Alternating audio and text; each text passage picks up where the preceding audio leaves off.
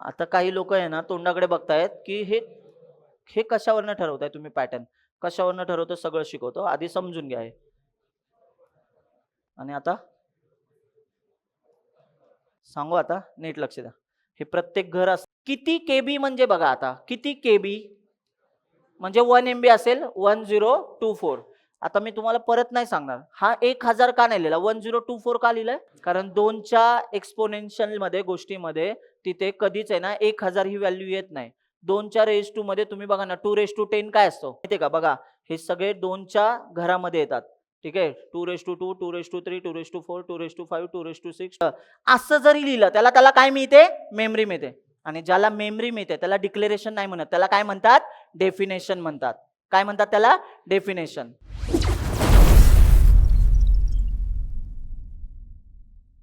किती लोकांच्या आता लक्षात येते बघूया. डेटा टाईप टॉपिक पासून मी स्टार्ट करतोय. लास्ट टाइम जे शिकलेले त्यांनी फक्त मला आन्सर सांगायचं ट्राय करा. 3 टाईपचे डेटा टाईप असतात. किती लोकांना आठवतंय वही न बघता, आठवत आहेत? हा सांगा कोणते कोणते असतात. पहिला असतो प्रिमिटिव्ह डेटा टाईप. पहिला टॉपिक काय असतो, प्रिमिटिव्ह डेटा टाइप्स. ठीक आहे. दुसरा derived data type, derived data types. तिसरा युजर डिफाइंड डेटा टाइप्स. ठीक आहे. आता प्रिमिटिव्ह मध्ये 5 टाईपचे प्रिमिटिव्ह असतात. चला पटपट बोलाल. पहिला काय असतो, इंटीजर, नंतर कॅरेक्टर, फ्लोट, डबल, वॉइड. किती आहेत, 5. हे प्रिमिटिव्ह आहेत. लॉंग आहे ना, लॉंग, लॉंग पण तुम्ही प्रिमिटिव्ह मध्ये आणू शकता, पण एक लक्षात ठेवा तो एक्सटेंडेड व्हर्जन आहे. कोणाचं, इंटीजरचं एक्सटेंडेड व्हर्जन आहे. ठीक आहे. तसं फ्लोट पण एक्सटेंडेड व्हर्जन काय, डबल आहे. पण ह्यांना आहे ना एक विशिष्ट महत्व आहे. तर हे 5 मेन पार्ट म्हटले जातात, म्हणून यांना प्रिमिटिव्ह म्हणतात. काय म्हणतात, प्रिमिटिव्ह डेटा टाइप. चला नेक्स्ट डिराइव्ड डेटा टाइप. पहिला काय असतो, ॲरे. दुसरा काय असतो, पॉइंटर्स. तिसरा काय असतो, फंक्शन्स. तुम्ही म्हणाल फंक्शन हा डेटा टाइप आहे, मी तुम्हाला विथ प्रूफ सांगेन की हा डेटा टाइप आहे. तुम्ही म्हणाल काय डेटा टाइप, मी तेच तर बोलत होतो. पहिलाच लेक्चर, पहिलाच टॉपिक, तुम्हाला हे कळणारच नाही की हे पण गोष्टी असतात. आपल्याला काय वाटतं माहिती आहे का, हेच डेटा टाइप असतात, हे पण डेटा टाइप आहे. अजून शॉकिंग बघा, सांगा इथे स्ट्रक्चर. आठवते का, स्ट्रक्चर नावाचा टॉपिक असतो. युनियन आणि इन्युमरेशन. हे काय असतं हे सगळं शिकवणार आहे. हे युजर डिफाईन डेटा टाइप आहे. म्हणजे तुमच्या लक्षात येऊ द्या, ही सगळी टॉपिकची नावं आहेत, म्हणजे ही डेटा टाइपच आहेत. सगळे टॉपिक काय आहेत, डेटा टाइप आहे. मग असं बोलूया का, सी मध्ये जेवढं काय दिसतं ते सगळं काय असतं, डेटा टाइप्सच असतं. फक्त लिहिण्याची पद्धत वेगवेगळी आहे, सगळे डेटा टाइप. बघा डेटा टाइप. चला मग स्टार्ट करूया. या डेटा टाइप पासून सुरुवात करूया प्रिमिटिव्ह डेटा टाइप. कशासाठी आलंय हे सगळं सांगतो आणि मग कोडच दाखवतो तुम्हाला लिहून. मराठी मीडियमला आहे ना, सुरुवातीला आपण शिकताना लहानपणापासून ना आपण अ आ ई पासून शिकतो, बरोबर. तसंच इंग्लिशमध्ये शिकताना आपण ABCD पासून शिकतो. तसंच आता बघा ना, ही पण प्रोग्रामिंग लँग्वेज आहे. जशी आपली मराठी भाषा आहे, इंग्लिश एक भाषा आहे, बरोबर की नाही, लँग्वेज आहे. ती शिकताना त्याच्यामध्ये ना कॅरेक्टरचा सेट असतो. म्हणजे काय, या गोष्टी तुम्हाला शिकाव्याच लागतात. जसं आपण अल्फाबेट्स वगैरे शिकतो, त्यानंतर एक एक शब्द तयार करायला शिकतो इंग्लिशमध्ये. सेम मराठीमध्ये, मराठीचं व्याकरण तर उलट अजून अवघड आहे, कारण मराठी भाषा वळेल तशी वळते. चुकीच्या ठिकाणी पॉज घेतला अर्थच बदलतो. आता मी नाही सांगणार एक्झाम्पल तुम्हाला, निवांत सांगेन. थोडं थोडं फॅमिलियर होऊ द्या, का माहितीये का, थांबा. हा बरं, असं लक्ष द्या सगळ्यांनी. बरं माझं काय म्हणणं आहे, व्याकरण शिकणे महत्वाचं असतं. जसं की आपण बघा ना, सेंटेन्स क्रिएशन असतं. तर आपल्या त्याच्यामध्ये कसं असतं, आता US मधलं इंग्लिश जर तुम्ही बघितलं ना, तर त्याच्यामध्ये ग्रामॅटिकल मिस्टेक्स खूप असतात. पण आहे ना ते तेवढा लोड घेत नाही. ते काय म्हणतात, मी काय बोलतोय तुला कळतंय ना, बस. पण UK वाला इंग्लिशमध्ये बघा ना, त्यांच्या इंग्लिशमधल्या सिनारिओमध्ये ग्रामॅटिकल मिस्टेक सगळ्यात कमी असतात. का, त्यांच्या देशाचीच मुळात ती लँग्वेज आहे खरं बघायला गेलं तर. त्यांना बरोबर माहिती आहे आणि त्यांच्या ग्रामॅटिकल मिस्टेक्स कमी असतात. आणि ते बोलताना पण बघा ना, त्यांचं ग्रामर आपल्याला कळून येण्यासारखं असतं, जर तुम्ही ग्रामरने इंग्लिश शिकलेलं असेल तर. पण US मधलं बघा ना, US मध्ये ते काय बोलतात, वाक्यावरती जास्त जोर असतो रादर दॅन ग्रामॅटिकल मिस्टेक्सपेक्षा. तसंच तुम्हाला सांगतोय, प्रोग्रामिंग लँग्वेज असते ना, त्याच्यामध्ये ना त्यांनी काय केलेलं असतं माहिती आहे का, सिंटॅक्स बनवलेला असतो. आणि त्या सिंटॅक्समध्ये ते काय म्हणतात, आम्ही एखादी प्रोग्रामिंग लँग्वेज बनवतो ना, तर त्याच्यामध्ये बरेचसे फॅक्टर्स असतात. आणि ते पण सुरुवात करताना ते काय म्हणतात, तुझ्या कीबोर्डवरती जेवढे बटन आहेत ना, त्याचे आमचे कॅरेक्टर आहेत. म्हणजे काय, यालाच कॅरेक्टर सेट असं म्हणतात. काय म्हणतात याला, कॅरेक्टर सेट. सांगतो तुम्हाला हे काय बोलतोय मी, ठीक आहे. ऐका, प्रोग्रामिंग लँग्वेज आहे ना, ही capital A to Z, small a to Z, 1 to 0 to 9 असं आपण बघूया. 0 to 9 कळतं. कीबोर्डवरची जशी बटन आहेत. आणि आहे ना प्रिंटेबल आणि नॉन प्रिंटेबल कॅरेक्टर. आता मी तुम्हाला हे काय बोलतोय ते सांगतो तुम्हाला.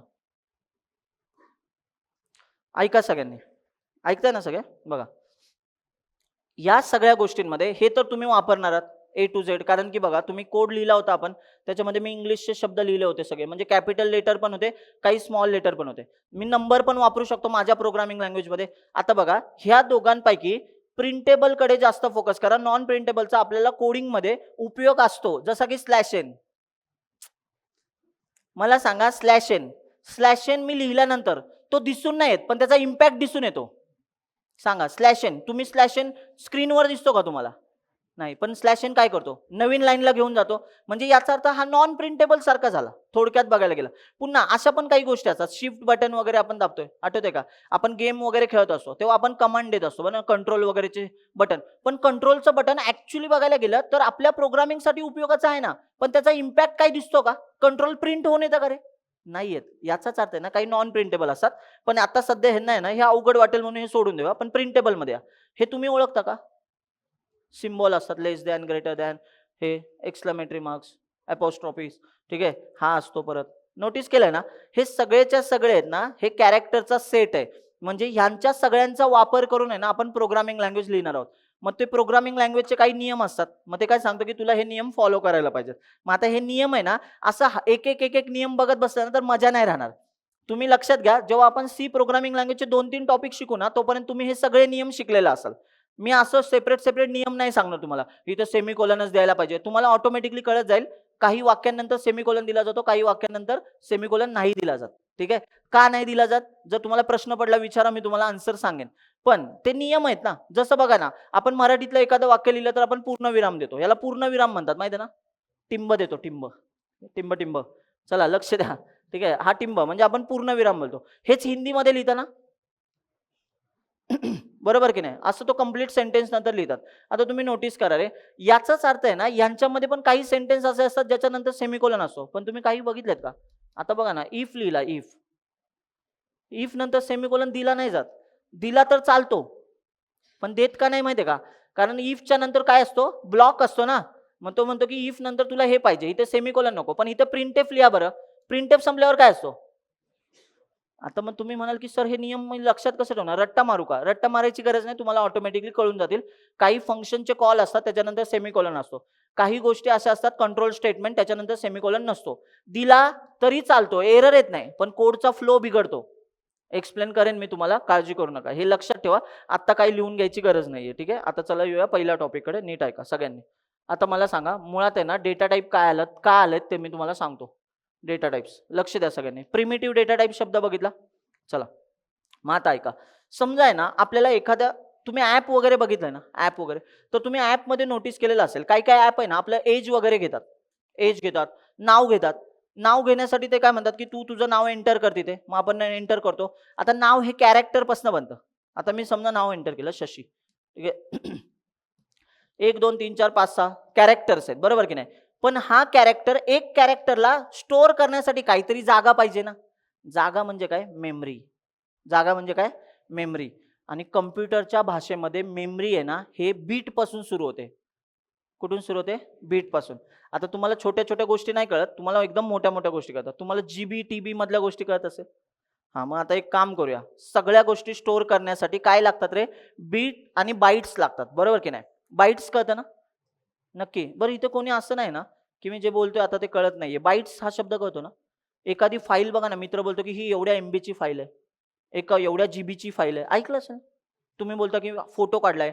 अरे हा फोटो 3 एमबीचा कसा काय झाला? एवढी फाईलची साईज याची मोठी कशी काय? ही गाण्यांची फाईल मी तुला देतोय, पण गाण्यांची फाईल ही एवढ्या एमबीची आहे. एखादा मूव्ही दिला, अरे 2 जीबीचा पिक्चर मी तुला देतोय. तुम्ही नोटीस केलं का? हे सगळ्याच्या सगळ्या गोष्टी ना बोलताना कसं बोललं जातं बघितलं का तुम्ही? जीबी, टीबी अशा गोष्टींमध्ये बोललं जातं. पण याची सुरुवात कुठनं झाली? तर तुम्हाला सांगतो सुरुवात कुठनं झाली. ऐका सगळ्यांनी, नीट ऐका. तुमच्या जी रॅम असते, आता इथे काय जाणार आहे? सगळ्या प्रोसेस काय असतात इथे? प्रोसेस. आणि रॅम वर जर तुम्ही नोटीस केलं ना, तर रॅम वरती अशा चौकटी असतात, म्हणजे छोटी छोटी घरं असतात अशी. लक्षात घ्या सगळ्यांनी, काय सांगतो नीट ऐका. कळतंय ना काय बोलतोय? आणि ह्या घरांमध्ये हे असं, समजलं का? पटतंय ना? आणि एक घर म्हणजे ना एक बीट असतो. एक घर म्हणजे एक काय असतो, बीट असतो. लक्ष देत आहे का? एक घर म्हणजे एक काय असतं, बीट असतं. आणि कम्प्युटरमध्ये सगळ्यात लहान स्टोरेज ठेवण्यासाठीचं सगळ्यात छोटं भांडं काय असतं, बीट असतं. कळलं? आता तुम्ही म्हणाल की सर बीट कसं काय, बीट का लहान भांडं असतं? कारण तुम्हाला सांगतो, हे कम्प्युटरमध्ये रॅम जी आहे, जेव्हा तुम्ही मशीन ऑन करता, लॅपटॉप ऑन करता किंवा तुम्ही करंट सप्लाय करता म्हणजे बटन ऑन करता, तेव्हाच तुमची रॅम जिवंत होते की नाही. म्हणजे तुमचं मॉनिटर वगैरे, स्क्रीन वगैरे सगळं चालू होतं. म्हणजे याचा अर्थ तुम्ही एक लक्षात घ्या, हे ऐकताय का सगळे? समजा तुम्ही डेस्कटॉप वापरत असाल, डेस्कटॉप मशीन माहिती आहे ना, याला ना पॉवर सप्लाय नेहमी लागतो. आपण प्लग कनेक्ट करून ठेवलेला असतो. लाईट गेली ना, तर आपलं डायरेक्ट मशीन बंद पडतं. पण लॅपटॉप तुम्ही नोटीस केला का? लॅपटॉप चार्जिंग केलेला असेल, लाईट गेली तरी लॅपटॉप चालू असतो. का माहितीये का? कारण लॅपटॉपमध्ये बॅटरी असते. एवढं तर साधं साधं कळते ना. याचा अर्थ हार्डवेअरला नेहमी करंटची गरज असते. आणि करंट हा दोनच फॉर्मॅटमध्ये असतो, एक तर ऑन ऑफ, म्हणजे हा ऑन हा ऑफ. मग आता मला सांगा, 1 आणि 0 बायनरीमध्ये स्टोअर करण्यासाठी एका बीटची गरज लागते. किती लोकांना नंबर्सला बायनरीमध्ये कन्वर्ट करता येतं? किती लोकांना हे जमतं? नंबर मी तुम्हाला दिला आणि तुम्हाला सांगितलं याचा बायनरी नंबर मला सांगा. बायनरी म्हणजे 0101 असतं. चला मग एक सिंपल भाषेमध्ये मी तुम्हाला सांगतो. लक्ष द्या बरं का, ऐका. थोडंसं असं वाटेल 5-10 मिनिटं पहिलं की बोर होतंय. पण पहिले 5-10 मिनिटच तेवढी गरज लागणार आहे. पण यांना नीट लक्ष द्या. याच्याशिवाय तुम्ही पुढे जाऊ शकत नाही. नाहीतर तुमच्या डोक्यात सतत प्रश्न काय येईल माहिती आहे का? सर आपण डेटा टाइप शिकतोय का आपण?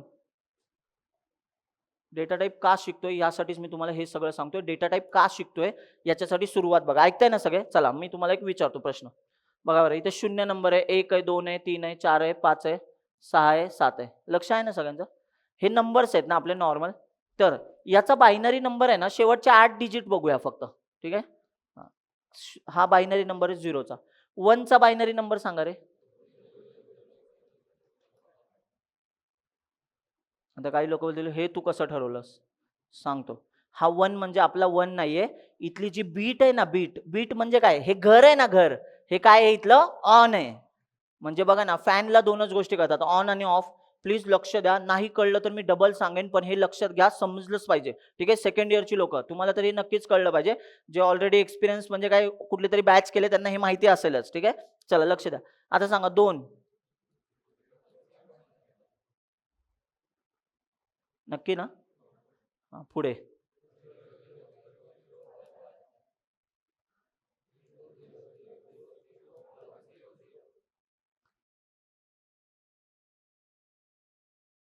हे कशावरनं ठरवताय तुम्ही पॅटर्न?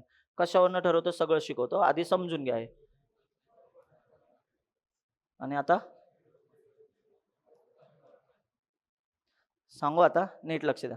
हे प्रत्येक घर असतं ना त्याला एक व्हॅल्यू आहे. आता काही लोक म्हणतील की हे तू 2 का लिहितोय? कारण 2 म्हणजे बायनरी. बायनरी म्हणजे 2 आणि 2च्याच फॉर्मॅटमध्ये सगळं डेटा ठेवला जातो. हे तुम्हाला माहिती आहे. म्हणून सांगतो नीट ऐका.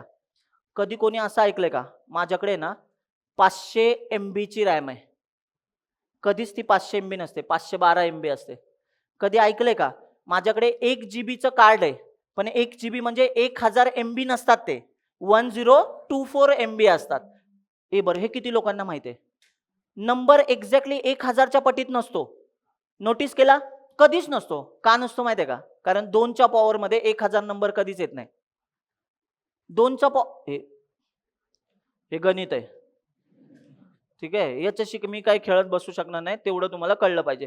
म्हणजे बघा ना, 2:0, 2:1, 2:2, 2:3, 2:4, 2:5, 2:6, 2:7, 2:8, 2:9, 2:10 असं dot, dot, dot, dot, dot सगळं 2च्या पॉवरमध्ये. आता बघा नोटीस करा. 2:0 किती व्हॅल्यू असते माहिती आहे का? 1 असते. म्हणून या घराचा, या बॉक्सची व्हॅल्यू किती आहे? किंमत किती आहे? 1. 2:1 किती असतो? 2 असतो. म्हणून या घराची किंमत किती आहे? 2 आहे. म्हणून तुम्ही नोटीस करा ना, 2 व्हॅल्यू ठेवताना माझं बघा ना, या घरातली लाईट ऑन आहे, बाकीच्या लाईट ऑफ आहेत. म्हणजे असं बोलूया का, या 8 केबल्स आहेत, वायर्स आहेत आणि त्या वायर मधली जी ऑन असेल ना, तेवढी माझी व्हॅल्यू ऑन असते. किती लोकांना ऍक्च्युअल माहिती आहे की कीबोर्डवरती बटन प्रेस केल्यानंतर हेच होतं इंटरनली? किती लोकांना माहिती आहे ही गोष्ट? हात वर करा. आई शपथ, इथनं सुरुवात आहे. तुम्हाला माहिती आहे? अरे काय करताय? अरे दादा ताई लक्ष द्या, ऐका सांगतो मी तुम्हाला. आता कीबोर्डवरती हा ए बटन आहे. कॅप्स लॉक ऑन केला की ए ला एक वेगळी व्हॅल्यू असते आणि कॅप्स लॉक बंद असेल तर ए स्मॉल लेटर मध्ये असतो. मग आता मला सांगा कॅपिटल ए ची आस्की व्हॅल्यू किती आहे 65 आणि स्मॉल ए ची, म्हणजे तुम्हाला सांगू का जेव्हा मी कॅप्सलॉक ऑफ ठेवलाय आणि ए दाबला, ए म्हणजे स्मॉल लेटर मधला ए आहे की नाही, मग हा ए म्हणजे 97 आहे. या 97 ला बायनरीच्या फॉर्मॅटमध्ये स्टोअर केला जातो 1110 110 अशा फॉर्मॅटमध्ये. आणि मग आपण प्रेस केलं ना तर आपल्याला असं वाटतं की मी 97 नंबर किंवा ए नंबरचं बटन दाबलंय. ऍक्च्युली तो नंबर ए बटन दाबल्यानंतर त्याच्या वतीने कुठला नंबर आतमध्ये गेला 97 कन्वर्ट कशात झाला बायनरी मध्ये. का माहितीये का हार्डवेअरला फक्त बायनरी भाषा कळते. मग तुम्ही म्हणाल मग सर ह्यांनी इथे ए का लिहिलाय, बायनरी लिहिला पाहिजे, तुला कळलं असता. हा मग म्हणजे कळते ना. मग ते काय बोलले मी ए लिहिलाय आणि तुम्ही नोटीस करा. एक मिनिट थांब. असे किडे किती लोकांनी केलेत खरं खरं सांगायचं बरं का. आपल्या कॉलेजमध्ये पीसीवर म्हणजे कीबोर्ड असतात, पीसी असतात कॉलेजमध्ये, तर त्याचं एखादं बटन काढून दुसऱ्या बटनच्या जागी लावलंय. असे किती लोक आहेत हे ट्राय केलंय असं. हात वर करा. हा ठीक आहे, व्हेरी गुड व्हेरी गुड. आता मी सांगतो बघा, लक्ष द्या. आता समजा मी इथनं ए काढला, एस ला, आता ए आणि एस शेजारी शेजारी, लोक पटकन कन्फ्युज होऊ शकतात की हे बटन चेंज केलेलं त्यांना कळणार नाही. मग मी काय केलं, ए ला काढला आणि एस ला पण बाहेर काढला, ए ला एसच्या जागी ठेवला आणि एस ला एच्या जागी ठेवला. एखादा व्यक्ती जर शशी लिहायला गेला म्हणजे माझ्यासारखा, आता एस ची मला गरज लागणार आहे, मी एस बटन दाबलं तिथं काय प्रिंट होईल. पण माझं काय म्हणणं आहे, या बटनवरती एस लिहिलाय तर ते बटन इकडं सरकवलं ना, मग त्याने एस दाबायल्यानंतर एसच प्रिंट व्हायला पाहिजे होता. पण असं होत नाही. का माहितीये का, याच्या आतमध्ये ह्या बटनाच्या अंडर काय व्हायला पाहिजे हे ऑलरेडी फिक्स आहे. म्हणजे दिसायला मला सांगा, ह्याच्यावरचे सगळे नंबर काढले आणि एबीसीडी आपण सिक्वेन्स लिहिला ABCDEFG, चालेल कीबोर्ड आपल्या मनाने? नाही चालणार. का नाही चालणार सांगा, कारण हा ऑलरेडी स्टँडर्डाइज आहे. स्टँडर्डाइज कळतं ना, स्टँडर्डाइज समजतं ना. आता माझी हाईट समजा 5.5 आहे, ठीक आहे, 5.5. अमेरिकेत जाऊन मी थोडीच म्हणणार मी 6.5 आहे. का नाही बोलणार, कारण हाईट आहे ना स्टँडर्डाइज आहे. किलोग्राम हे सगळ्या गोष्टी स्टँडर्डाइज असतात. तसं कीबोर्ड पण काय आता स्टँडर्डाइज आहे. म्हणजे काय, याचा सिक्वेन्स जो असतो ना ते एक फॉर्मॅट फॉलो करतात, त्यामुळे त्या गोष्टी असतात. आता बघा बरं, हे सगळं तुमच्या लक्षात येत असेल ना, तर मला सांगा बरं, हा 3 कसा काय आला असा इथे. 3चं घर बघा बरं, 3च्या आता इथे बघा 2 आपण हे लिहून घेऊया, ठीक आहे. 1 2 4 इथे सांगा 8 असतं, इथे काय असतं 16, इथे काय आहे 32, 64, 128. आता ऐका सगळ्यांनी, मला जर 3 बटन दाबायचे, 3 ला सेव्ह करायचं आहे, तर 3 इंटरनली कसा सेव्ह होतो माहिती आहे का. 3 बघा ना, 3 नंबर स्वतः 3 म्हणून जाणार आहे का, नाही. तो कसा जाणार बायनरी मध्ये. मग बायनरी मध्ये जायचंय तर तो काय बोलतो, 2 वाला बटन ऑन आहे आणि 1 वाला बटन ऑन आहे, दोघांची ऍडिशन करत 3 होते, म्हणून 1 1 ऑन आहे, बाकीचे सगळ्या बिट काय आहेत ऑफ आहेत. म्हणजे तुमच्या एक लक्षात येऊ द्या, सगळ्यांनी ऐका सगळ्यांनी, 10 नंबर इंटरनली कसा स्टोर होतो माहिती आहे ना, 0 0 0 1 0 1 0. एक वाक्य बोलतो, नीट ऐका. मी जर समजा कोड मध्ये असं वापरलं, int x is equal to 10, आणि माझ्या प्रोसेसमध्ये समजा इथे ना x ची व्हॅल्यू 10 आहे, तर मित्रांनो हा 10 प्रोसेसच्या आतमध्ये 10 म्हणून जात नाही, तर तो कसा जातो बायनरी 1 0 1 0. म्हणजे हा 0 0 0, म्हणजे किती घरं लागतील रे ह्याला, मिनिमम 4 घरं. अरे समजते की नाही, कारण ह्या सगळी घरं म्हणजे काय असतात रे, बीट्स असतात. आता हे खूप लो लेवल चाललोय मी, म्हणजे हे सांगायला नाही पाहिजे तुम्हाला असं, पण तुम्हाला माहिती पण पाहिजे ना सगळ्या गोष्टी. पहिली तर गोष्ट, कुठली पण प्रोसेस कुठे येणार आहे, रॅम वरती येणार आहे.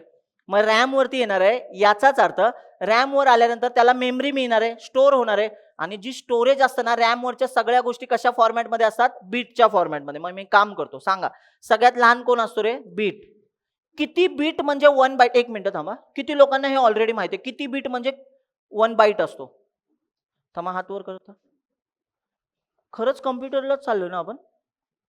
ज्यांचे हात खाली आहेत त्यांनी खरं विचार करा बरं का, ठीक आहे. चला बघा किती बीट्स असतात सांगा, 8 बीट्स. 8 बीट्स म्हणजे काय असतो, एक बाईट असतो.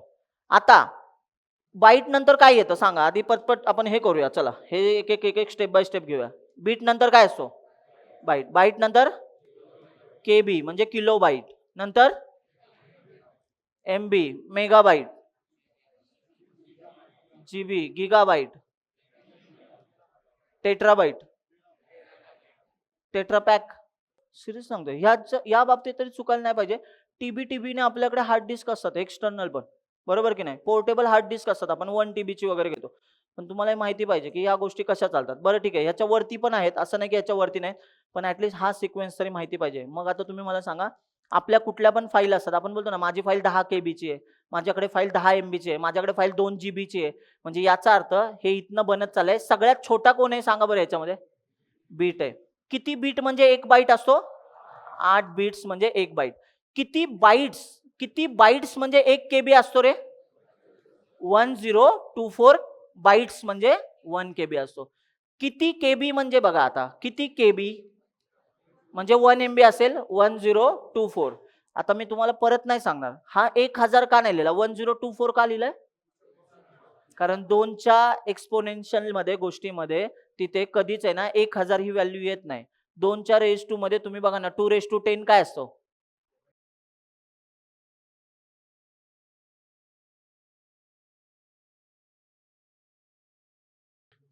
1024 MB म्हणजे 1 GB. पुढे बोला. 1024 GB म्हणजे 1 TB. मग आता एक वाक्य बोलू का?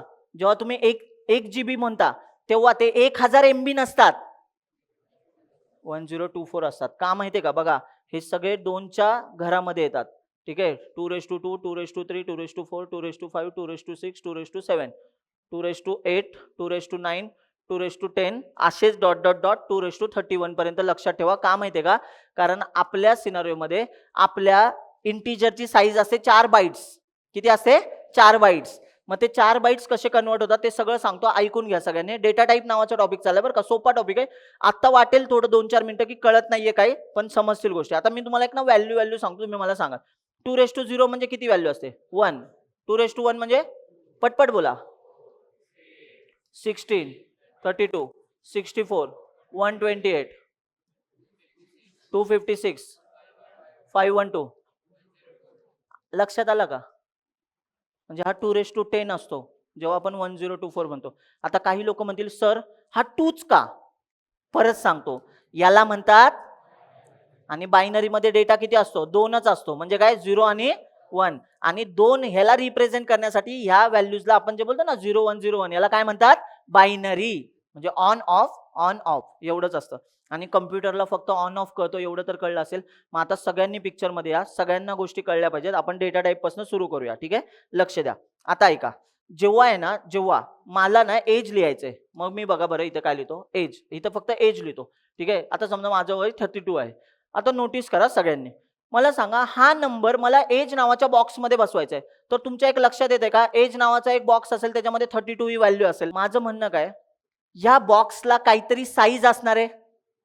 जर मी ह्याला म्हणलं तू 10 बाईट्स घे, चालेल का? नाही ना. म्हणून प्रोग्रामिंग लँग्वेजने काही फिक्स बाईट करून ठेवलेत इंटिजरला. जसे की इंटिजरला किती बाईट असतात? पटपट बोला आता. 4 बाईट्स. इंटिजरला किती साईज असते? कॅरेक्टरला 1 बाईट असते. 2 बाईट कोण म्हणते? जावा मध्ये 2 बाईट्स असतात ना. जावा शिकतोय का? मग काय शिकतोय? सी शिकतोय ना. मग सांगा किती बाईट असतात? 1 बाईट. हा, पुढे फ्लोट 4 बाईट्स. नंतर डबल 8 बाईट्स. आणि वॉइड 0 ना, 1 बाईट. आता वॉइड म्हणजे नथिंग असतं. नथिंग म्हणजे काहीच नाही, तरी त्याला किती साईज असते? का बरं 1 बाईट? कारण मिनिमम व्हॅल्यू दाखवण्यासाठी ते दिलं जातो त्याला. ठीक आहे, पण ह्याला नथिंग व्हॅल्यू आहे. वॉइड म्हणजे नथिंग. मग आता आपण एक काम करूया, हे आपण साईजने प्रिंट करून बघितलंय. मग आता सगळ्यांना माहिती पाहिजे की डेटा टाईप मध्ये जे काही डेटा टाईप असतात त्यांना एक फिक्स साईज असते. मग ही साईज आपण प्रिंट करून घेऊया. ठीक आहे, चला सगळ्यांनी कोड लिहा माझ्यासोबत. ज्यांनी ऑलरेडी लिहिलाय त्यांनी लिहिला नाही तरी चालेल, पण लिहिला नसेल तर लिहून घ्या. ठीक आहे, सगळ्यांची साईज दाखवतो इथे. ठीक आहे, चला बघा. प्रिमिटिव्ह डेटा टाईप म्हणजे काय ते पण सांगतो, पण आधी समजून घ्या.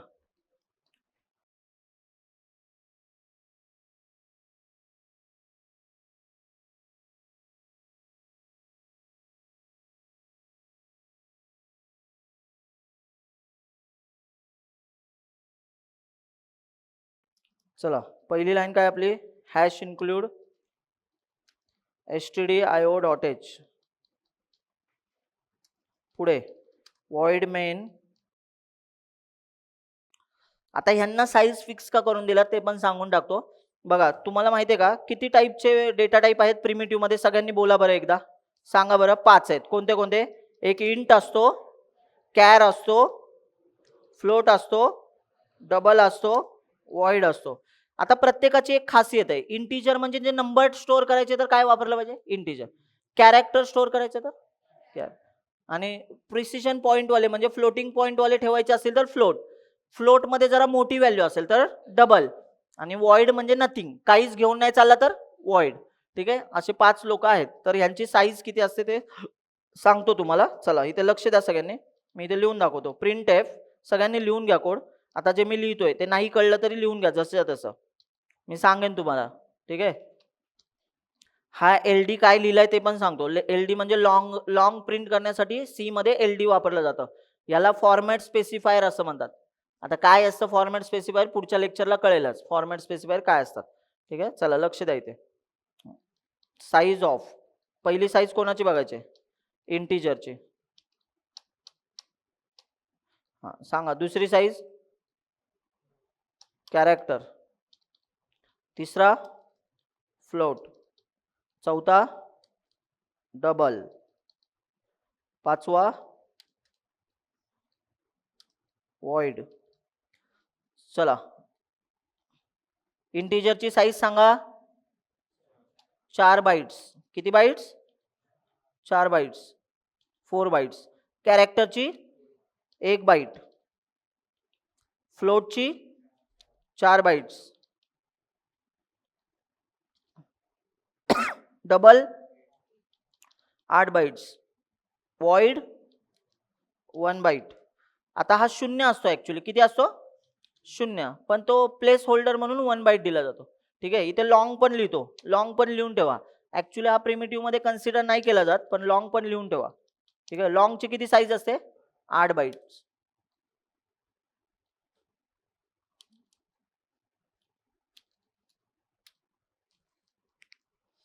आता जे मी तुम्हाला लिहून दाखवलंय कोड, असाच्या असा लिहा. या टाईपचे कोड आपण पुढच्या लेक्चर पासून बघणारच आहोत. ठीक आहे, डेटा टाईप म्हणजे काय सांगा बरं आता. कुठली तरी व्हॅल्यू स्टोअर करायचे तर विशिष्ट टाईपचा कंटेनर पाहिजे. आणि मग विशिष्ट टाईपचा कंटेनर पाहिजे तर त्या कंटेनरला एक विशिष्ट साईज असेल की नाही. आणि मग ती साईज ऑलरेडी कम्प्युटरमध्ये म्हणजे सी प्रोग्रामिंगने फिक्स करून दिले की ही तुझ्यासाठी साईज असेल. आणि मग ह्यालाच आपण काय बोलतो? डेटा टाईप्स असं म्हणतो. म्हणजे इंटीजर. किती भांडं असतं इंटीजरचं? 4 बाइट्सचं. पण तुम्ही नोटीस केलं का 4 बाइट्स म्हणजे किती बीट्स रे? 1 बाइट म्हणजे 8 बीट्स असतील, तर 4 बाइट्स म्हणजे किती बीट्स? 32 बीट्स. म्हणजे मी एक वाक्य बोलतो, सगळ्यांनी ऐका. जेव्हा मी int x is equal to 10 असं लिहिल ना, तेव्हा माझ्यासाठी रॅमवरच्या 32 चौकटी वापरल्या जातील. चौकटी म्हणजे 32 घरं. मग 32 घरं म्हणजे 32 बीट्स, 32 बीट्स. पण बाईट्स मध्ये बोलायला गेलं तर किती बाईट्स? 4 बाईट्स. कळतंय का नक्की? मग आपण आहे ना एक काम करूया. आपण रॅमला इमॅजिन करताना बीट्स मध्ये बोलण्याऐवजी बीट्स म्हणलं की लय छोटं छोटं होत जाईल. त्यापेक्षा आपण बाईट्स मध्ये कन्सिडर करूया त्याला. काय करूया? बाईट्स मध्ये कन्सिडर करूया. ठीक आहे, लक्ष द्या सगळ्यांनी. बरं, ह्यांची साईज तुम्हाला आधी प्रिंट करून दाखवतो, मग आपण लेक्चरला स्टार्ट करूया ह्याच्या की हे नेमकं काय आहे. चला सीसी. बरे आता सगळ्या फाईलची गरज आहे का रे? डायरेक्ट कंपाईल करूया. सांगा कुठली फाईल बनलेली असेल? a.out. ठीक आहे, या ऑलरेडी होत्या फाईल म्हणून त्या दिसत आहेत बरं का मागच्या प्रोग्रामच्या. ठीक आहे, बघा पहिला कोण आहे? इंटीजर. आता हे आपल्याला दिसायला पाहिजे ना, मग मी इथे लिहितो थांबा.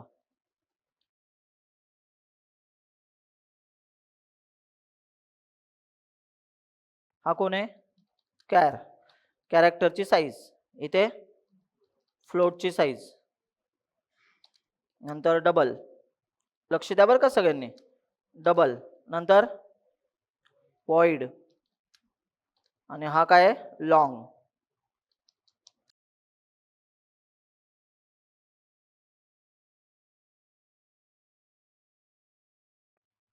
हे बाकीच्या फाईल्स आहेत ना, जरा डिलीट करूया आपण.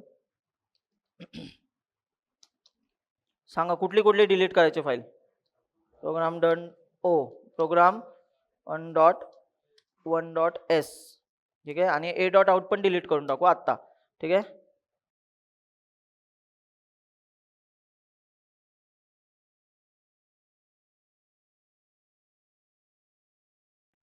झालं का डिलीट सगळं? आता बघा एकच फाईल आहे आपल्याकडे, 2 फाईल आहेत ऍक्च्युली.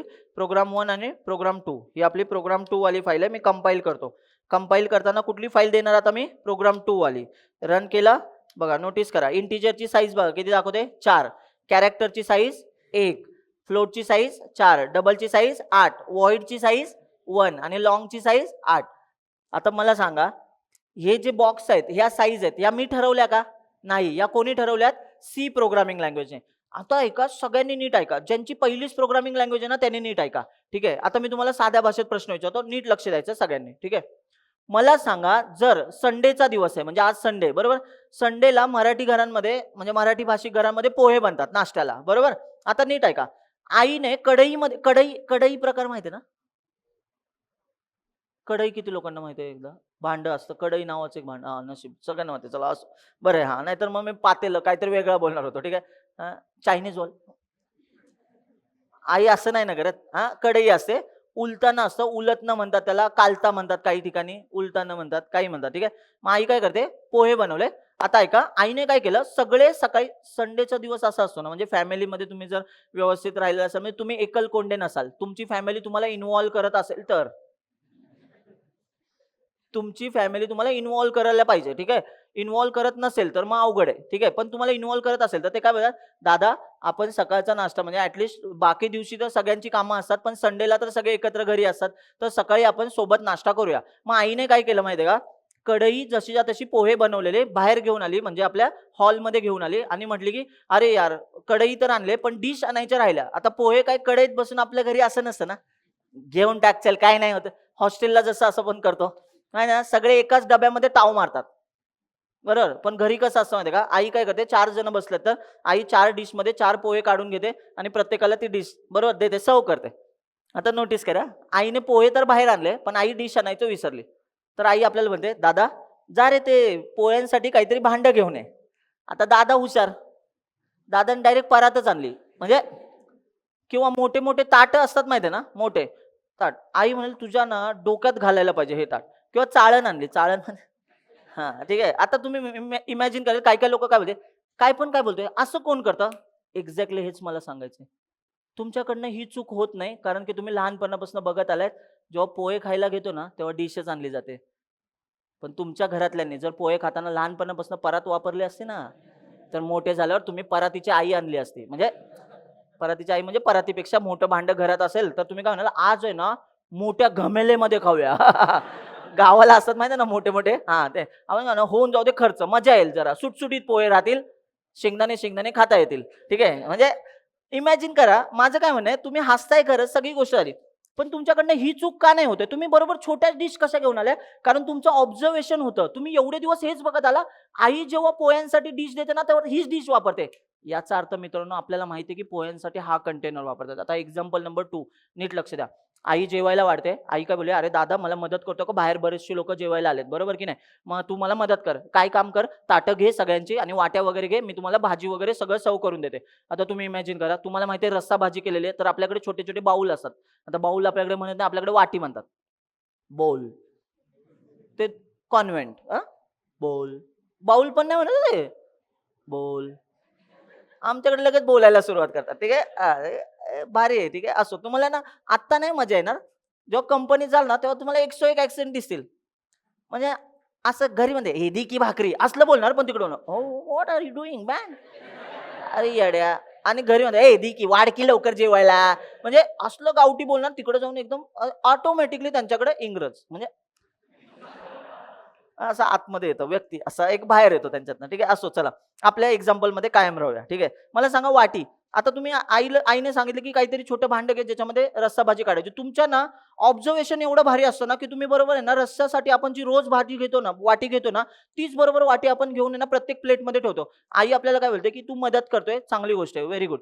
पण हेच बघा बरं, तुम्ही मोठ्या मोठ्या वाट्या घेतल्या एकदम, तर आई आपल्याला काय बोलते, अरे बाऊल हा मोठा नव्हता घ्यायचा, वाडगं नव्हतं घ्यायचं, वाटी सांगितली होती तुला. म्हणजे याचाच अर्थ काय होतो, तुमचं ऑब्झर्वेशन एवढं भारी होतं ना की तुम्हाला माहिती की तुम्ही रस्सा भाजीसाठी हीच वाटी नेहमी वापरताय. याचाच अर्थ मी तुम्हाला एक सिंपल भाषेत विचारतो, सगळ्यांनी नीट आन्सर द्यायचं. ठीक आहे, नीट ऐका. आता आपण मेन एक्झाम्पल कडे वळू. ठीक आहे, आणि जे जुन्या लोकांना माहिती आहे, सांगा कुठलं, दूधवाले काका. येस येस येस येस, किती लोकांना हे एक्झाम्पल ऑलरेडी माहिती आहे. हा, आपली जुनी लोक आहेत. ठीक आहे, आता ऐका दूधवाल्या काकांचं एक्झाम्पल, नीट ऐका. बरं. चुकीचं घेऊ नका बरं का फक्त. ठीक आहे. नाही करायचं मध्येच तुम्ही. ठीक आहे. जुन्या लोकांनी शांत बसा. आपण आधी एक्झाम्पल सांगूया, ह्यांना कळतंय का बघूया. मग आपण आहेच आहे. ठीक आहे. आधी सोपं घेऊया. ठीक आहे. आता बघा तुम्ही बघत असाल पुण्याच्या आजूबाजूला ना बरीचशी गावं आहेत. म्हणजे जवळच म्हणजे जवळपास. तर इकडे ना म्हशी वगैरे गुरं म्हणजे गाई गुरं पाळली जातात. तर ते काय करतात लोकं म्हणजे एक्झाम्पल सांगायला गेलं ना इकडेच तुम्ही बघितलं असेल खेड शिवापूरचा टोल नाका आहे. तिथनं तुम्ही बघितलं ना तर तिकडे बरीचशी गावं आहेत आणि त्यांच्याकडे ना मेन व्यवसाय आहे ना हे दूध व्यवसाय आहे त्यांचा. म्हणजे दूध व्यवसाय का? तर पुणे सिटी जवळ आहे. मग ते तिथनं आहे ना दूध घेऊन किंवा मुळशीमधली पण बरीचशी लोकं दूध घेऊन आहे ना पुण्यात येतात. म्हणजे ते जवळ-जवळ 100, 150, 200, 300 लिटर डेली दूध विकतात. म्हणजे ते रतीब असतो माहिती आहे ना, म्हणजे डेली या घरामध्ये दूध द्यायचं 1 लिटर. आता समजा आपण ठरवून घेतलं, की 1 लिटर दूध आपल्या घरी आलं पाहिजे रोज. तर आता तुम्ही नोटीस करा, ते काका घेऊन आलेत भांडं ते केटली असते माहिती आहे मोठी एकदम असे ते घेऊन आले आणि आपल्याला म्हटले, की आपण संडेचा दिवस आपण नेमकं त्याच दिवशी घरी आहे. ठीक आहे. किंवा असं इमॅजिन करा तुम्ही बाहेर कुठेतरी हॉस्टेलवरती शिकताय आणि तुम्ही सुट्टीला म्हणजे गणपतीच्या दिवसांमध्ये घरी गेलात. तुम्हाला माहीतच नाही, की घरी दूध पद्धती कशा पद्धतीने घेतलं जातं, कुठल्या भांड्यामध्ये घेतलं जातं. तर काका बेल वाजते. मग आई बोलते, "दादा बघ रे कोण आलंय?" आपण जातो दरवाजा उघडतो. काका समोर दिसतात ते. आपल्याला किटली बघून लगेच कळतं, की हे दूध घेऊन आलेले आहेत. मग आपण त्यांना बोलतो, की "अच्छा दूध घ्यायचं." ते बोलले, की ते आपल्याकडे बघतात, हे नवीन दिसतंय, नवीन पोरगं आणलेलं दिसतंय यांच्या घरात. मग ते अंदाज लावतात बहुतेक ह्यांच्या घरातलंच कार्ट आहे. म्हणजे त्यांच्यासारखंच दिसतंय. ठीक आहे. मग आपण काय करतो, घरात जातो पटकन आणि एक छोटी वाटी घेतो आणि त्यांच्यासमोर जातो. ते आपल्याकडे बघतात, "नवीन आहे का?" आपण बोलतो, "काय?" "दुधासाठी आणले वाटी." ते बोलतात, "अरे टिंबटिंब्या 1 लिटर दूध घ्यायचे 1." मग आपण आतमध्ये परत जातो आणि आपण 2 लिटरचं पातेलं घेऊन जातो. आता नीट ऐका. आपण आईला विचारलं, "आई पातेलं." आई म्हणते, "अरे दुधाचं पातेलं घासायला ठेवलेलं आहे. हे दुसरं पातेलं घेऊन जाऊ शकतो." आता तुम्ही मी सगळ्यांना विचारतो, नीट लक्ष द्या. 2 लिटरचं पातेलं घेऊन गेलो, त्याच्यामध्ये 1 लिटर दूध आरामात बसणार आहे. मग मी जर भांडं मोठं घेऊन गेलो, तर फरक काय पडतो? बरोबर? लक्ष देताय ना? त्याच्या आतमध्ये तो डेटा इन्कॉर्पोरेट होऊ शकतो. पण तुम्ही एक नोटीस इन्कॉर्पोरेट म्हणजे त्याच्या आतमध्ये ते दूध बसू शकतं. साध्या भाषेत बोलूया, ठीक आहे? लेमॅन टर्ममध्ये. नीट ऐका सगळ्यांनी. पण आता हेच बघा बरं, जर 1 लिटर दुधासाठी मी वाटी घेऊन गेलो होतो, तर ते मला काका काय म्हणतात, की "अरे टिंबटिंब्या तुला कळत नाही का 1 लिटरचं पातेलं आणायचंय, तू वाटी का घेऊन आलाय?" याचा अर्थ मी जर त्या वाटीमध्ये 1 लिटर दूध घ्यायचा प्रयत्न केला, तर त्या वाटीतनं ते दूध बाहेर सांडू शकतं. याचाच अर्थ तो डेटा प्रॉपरली त्याच्यात बसू शकतो का? नाही. मग आता नोटीस करा, सगळ्यांनी ऐका, नीट ऐका सगळ्यांनी. आत्ता तुमच्या लक्षात काय आलं, घरामध्ये दूध घेतलं जातंय, तर घरामध्ये दुधासाठी एक विशिष्ट पद्धतीचं भांडं वापरलं जातंय. मग ते भांडं घेऊनच तुम्ही बरोबर जाता. कारण 1 लिटरचं दूध घेतं, तर 1 लिटरचं भांडं पण इनफ असतं. बरोबर ना? ते काठोकाठ भरून ते दूध देतात. आपण घरी येतो. पण आता तुम्ही नोटीस करा, तेच दूध दिवसभर वापरलं जातं. सकाळच्या चहाला, दुपारी खाण्यामध्ये वापरलं जाऊ शकतं. संध्याकाळी परत चहा आपल्याकडे मेनली दूध चहासाठी वापरलं जातं. पिण्यासाठी आणि चहासाठी असं कन्सिडर करा. सकाळी चहा झाला, दुपारी खाण्यामध्ये वापरला आणि संध्याकाळी चहासाठी. आता मला सांगा दूध तुम्ही घेतल्यानंतर तुम्ही एकाच वेळी ते संपवलंय का? तुम्ही त्याचा वापर दिवसभर थोडा-थोडा केलाय, बरोबर की नाही? याचाच अर्थ तुम्हाला कंटेनरची गरज आहे, कारण त्या कंटेनरमधलं ठेवलेलं दूध तुम्ही थोडं-थोडं वापरणार आहे. अदरवाईज दुसरा एक ऑप्शन काय होता माहिती आहे ना? काका आलेत दूध घेऊन. आता तुम्हाला माहिती आहे 1 लिटर दूध तर तुम्हीच पिणार आहात. तर काकांना असं केलं तुम्ही इमॅजिन करा आता. सगळ्यांनी हसू नका आधी लक्ष द्या. आधी समजून घ्या. जुने लोकांनी गप्प बसा. ठीक आहे. थोडा वेळ शांत राहा. त्यांना कळू द्या आधी एक्झाम्पल मग मजा घेऊ त्यांची. आधी एक्झाम्पल कळून घ्या. ठीक आहे. मला सांगा, का बरं तुम्ही ते भांडच घेऊन चाललाय? तुम्हाला जर ते दूध प्यायचंच होतं ना, तर त्यांच्याकडे माप होतं ना 1 लिटरचं. करून उभे राहिले असते, ओतलं असतं ना तोंडात.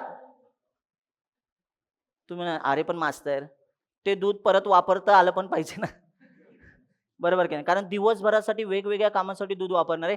याचाच अर्थ डेटा टाइप 2 पद्धतीने वापरला जातो हे तुमच्या लक्षात येऊ द्या. डेटा टाइपमध्ये विशिष्ट पद्धतीचा डेटा तेवढाच ठेवला जातो आणि डेटा टाइप थोड्या-थोड्या कालावधीने वापरला जाऊ शकतो कोड संपेपर्यंत आणि म्हणूनच आहे ना दुधासाठी वेगळं भांडं वापरलं जातं. याचा अर्थ तुमच्या एक लक्षात येते का? हे झालं दुधाचं एक्झाम्पल तुमच्या लक्षात आलेलं असेल.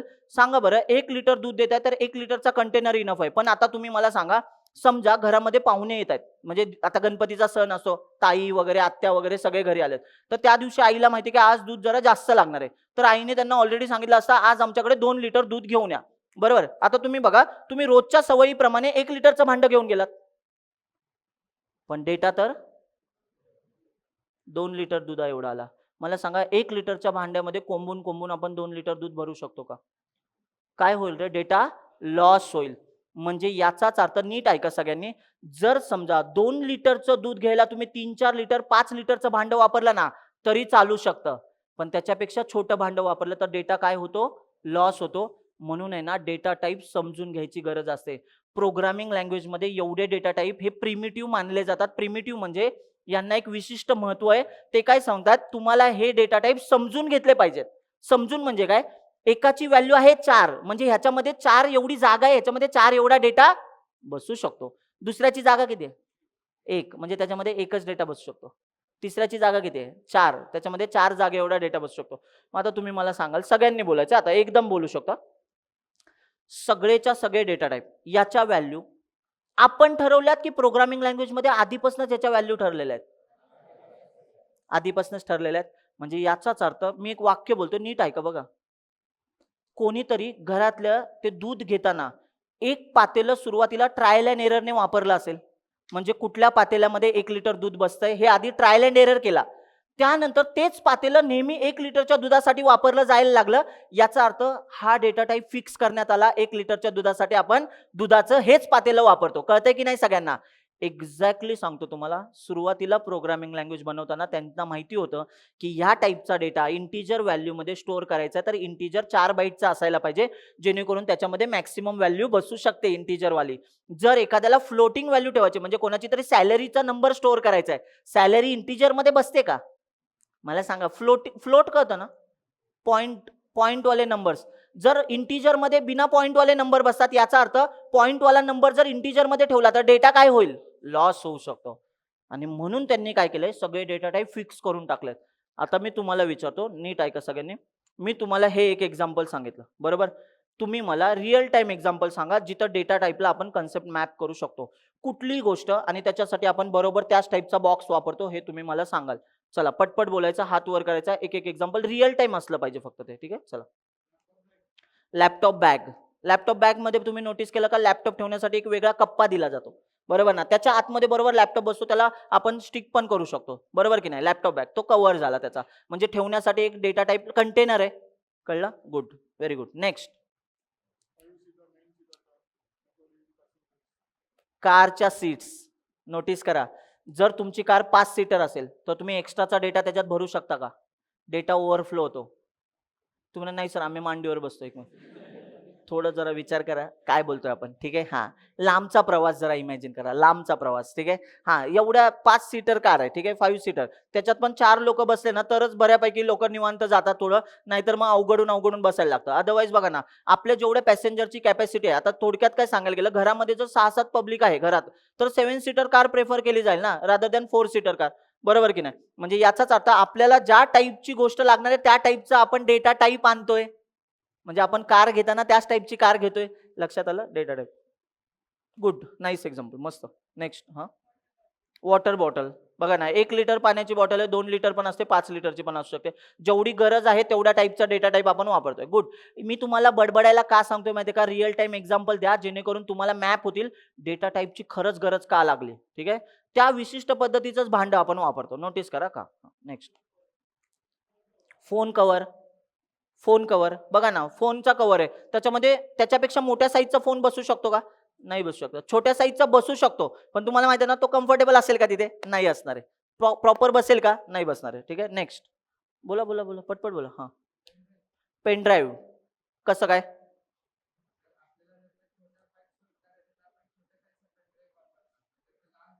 Large data. हा, मित्रांनी दिलेला डेटा, बरोबर. मित्रांनी दिलेला डेटा लार्जेस्ट फाईल असतात बरोबर, त्याच्याकडे खूप कंटेंट असतो. मग आपण तो म्हणतो की 8 GB मध्ये नाही बसणार, 32 GB चा घेऊन ये पेनड्राईव्ह. मग कधी कधी तर काय काहींकडे पोर्टेबल असते, सगळंच्या सगळं स्टडी मटेरियल, फक्त PDF फाईल्स, म्हणजे अभ्यासाच्या बोलते मी, ठीक आहे. तुम्हाला बाकीचं कळतंय, ठीक आहे. बरोबर आहे एक्झाम्पल, गुड. नेक्स्ट, टी शर्टची साईज, ज्या टाईपचा डेटा आहे त्या टाईपचं टी शर्ट. ठीक आहे. नेक्स्ट, कोण बोला, एअरप्लेन लगेज. तू बघा ना, लगेज मध्ये ते माहिती आहे ना, एअरप्लेन मध्ये पण ना फिक्स साईज असते, म्हणजे तुम्ही 15 kg वगैरे घेऊ शकता. त्या बॅकपॅक वगैरे माहिती आहे ना, बॅकपॅक असतं ते नॉर्मल बॅग असतं, त्याच्यामध्ये 7 kg, तिकडे 15 kg असं का दिलं जातं, कारण त्याचं एक वेट आहे आणि तेवढं. आता तुमच्या एक लक्षात आलं का मला सांगा, 1 मिनिट लक्ष द्या सगळ्यांनी. तुम्ही नोटीस करा, कुठेतरी आईस्क्रीम पार्लरमध्ये जेव्हा तुम्ही आईस्क्रीम खायला जाता ना, तेव्हा त्यांना स्कूपवरती असतं. एक स्कूप आईस्क्रीम घेतली की छोटा कंटेनर घेतात. 2 स्कूप आईस्क्रीम घेतली की थोडा मोठा कंटेनर असतो. डब्बाच घेतला तर डब्बाच देतात. पाव किलो, अर्धा किलो. नोटीस केलं असेल ना, 250 ग्राम वगैरे. ऐकलंय ना सगळ्यांनी? लक्ष द्या. माझं काय म्हणणं आहे, का बरं त्यांनी 250 ग्रॅम आईस्क्रीम त्या छोट्या बाउलमध्येच कोंबून भरली पाहिजे होती? काय होणार आहे इथे? डेटा लॉस होणार आहे. आणि ॲक्च्युअली ह्याच गोष्टींसाठी प्रोग्रामिंग लँग्वेजमध्ये डेटा टाइप असतात. आता मी हे तुम्हाला जे जुने लोक आहेत त्यांच्यासाठी हे असं वाटू शकतं, कसलं बेसिकपासून सांगतोय? कारण ह्या बॅचला सेकंड इयरपासून लोक आहेत, बरोबर? काही लोकांची पहिलीच लँग्वेज असेल तर त्यांना प्रश्न काय पडेल? डेटा टाइप काय असतो? इथनं प्रॉब्लेम आहे. चला मग आता एक काम करतो, मी तुम्हाला सांगतो. हे तुम्ही लिहिलाय ना कोड हा? आता बघा कोड नंबर सेकंड. नीट ऐका. आता इथून पुढे तुम्हाला मी ते सांगणार आहे जे तुम्हाला माहित नाहीये.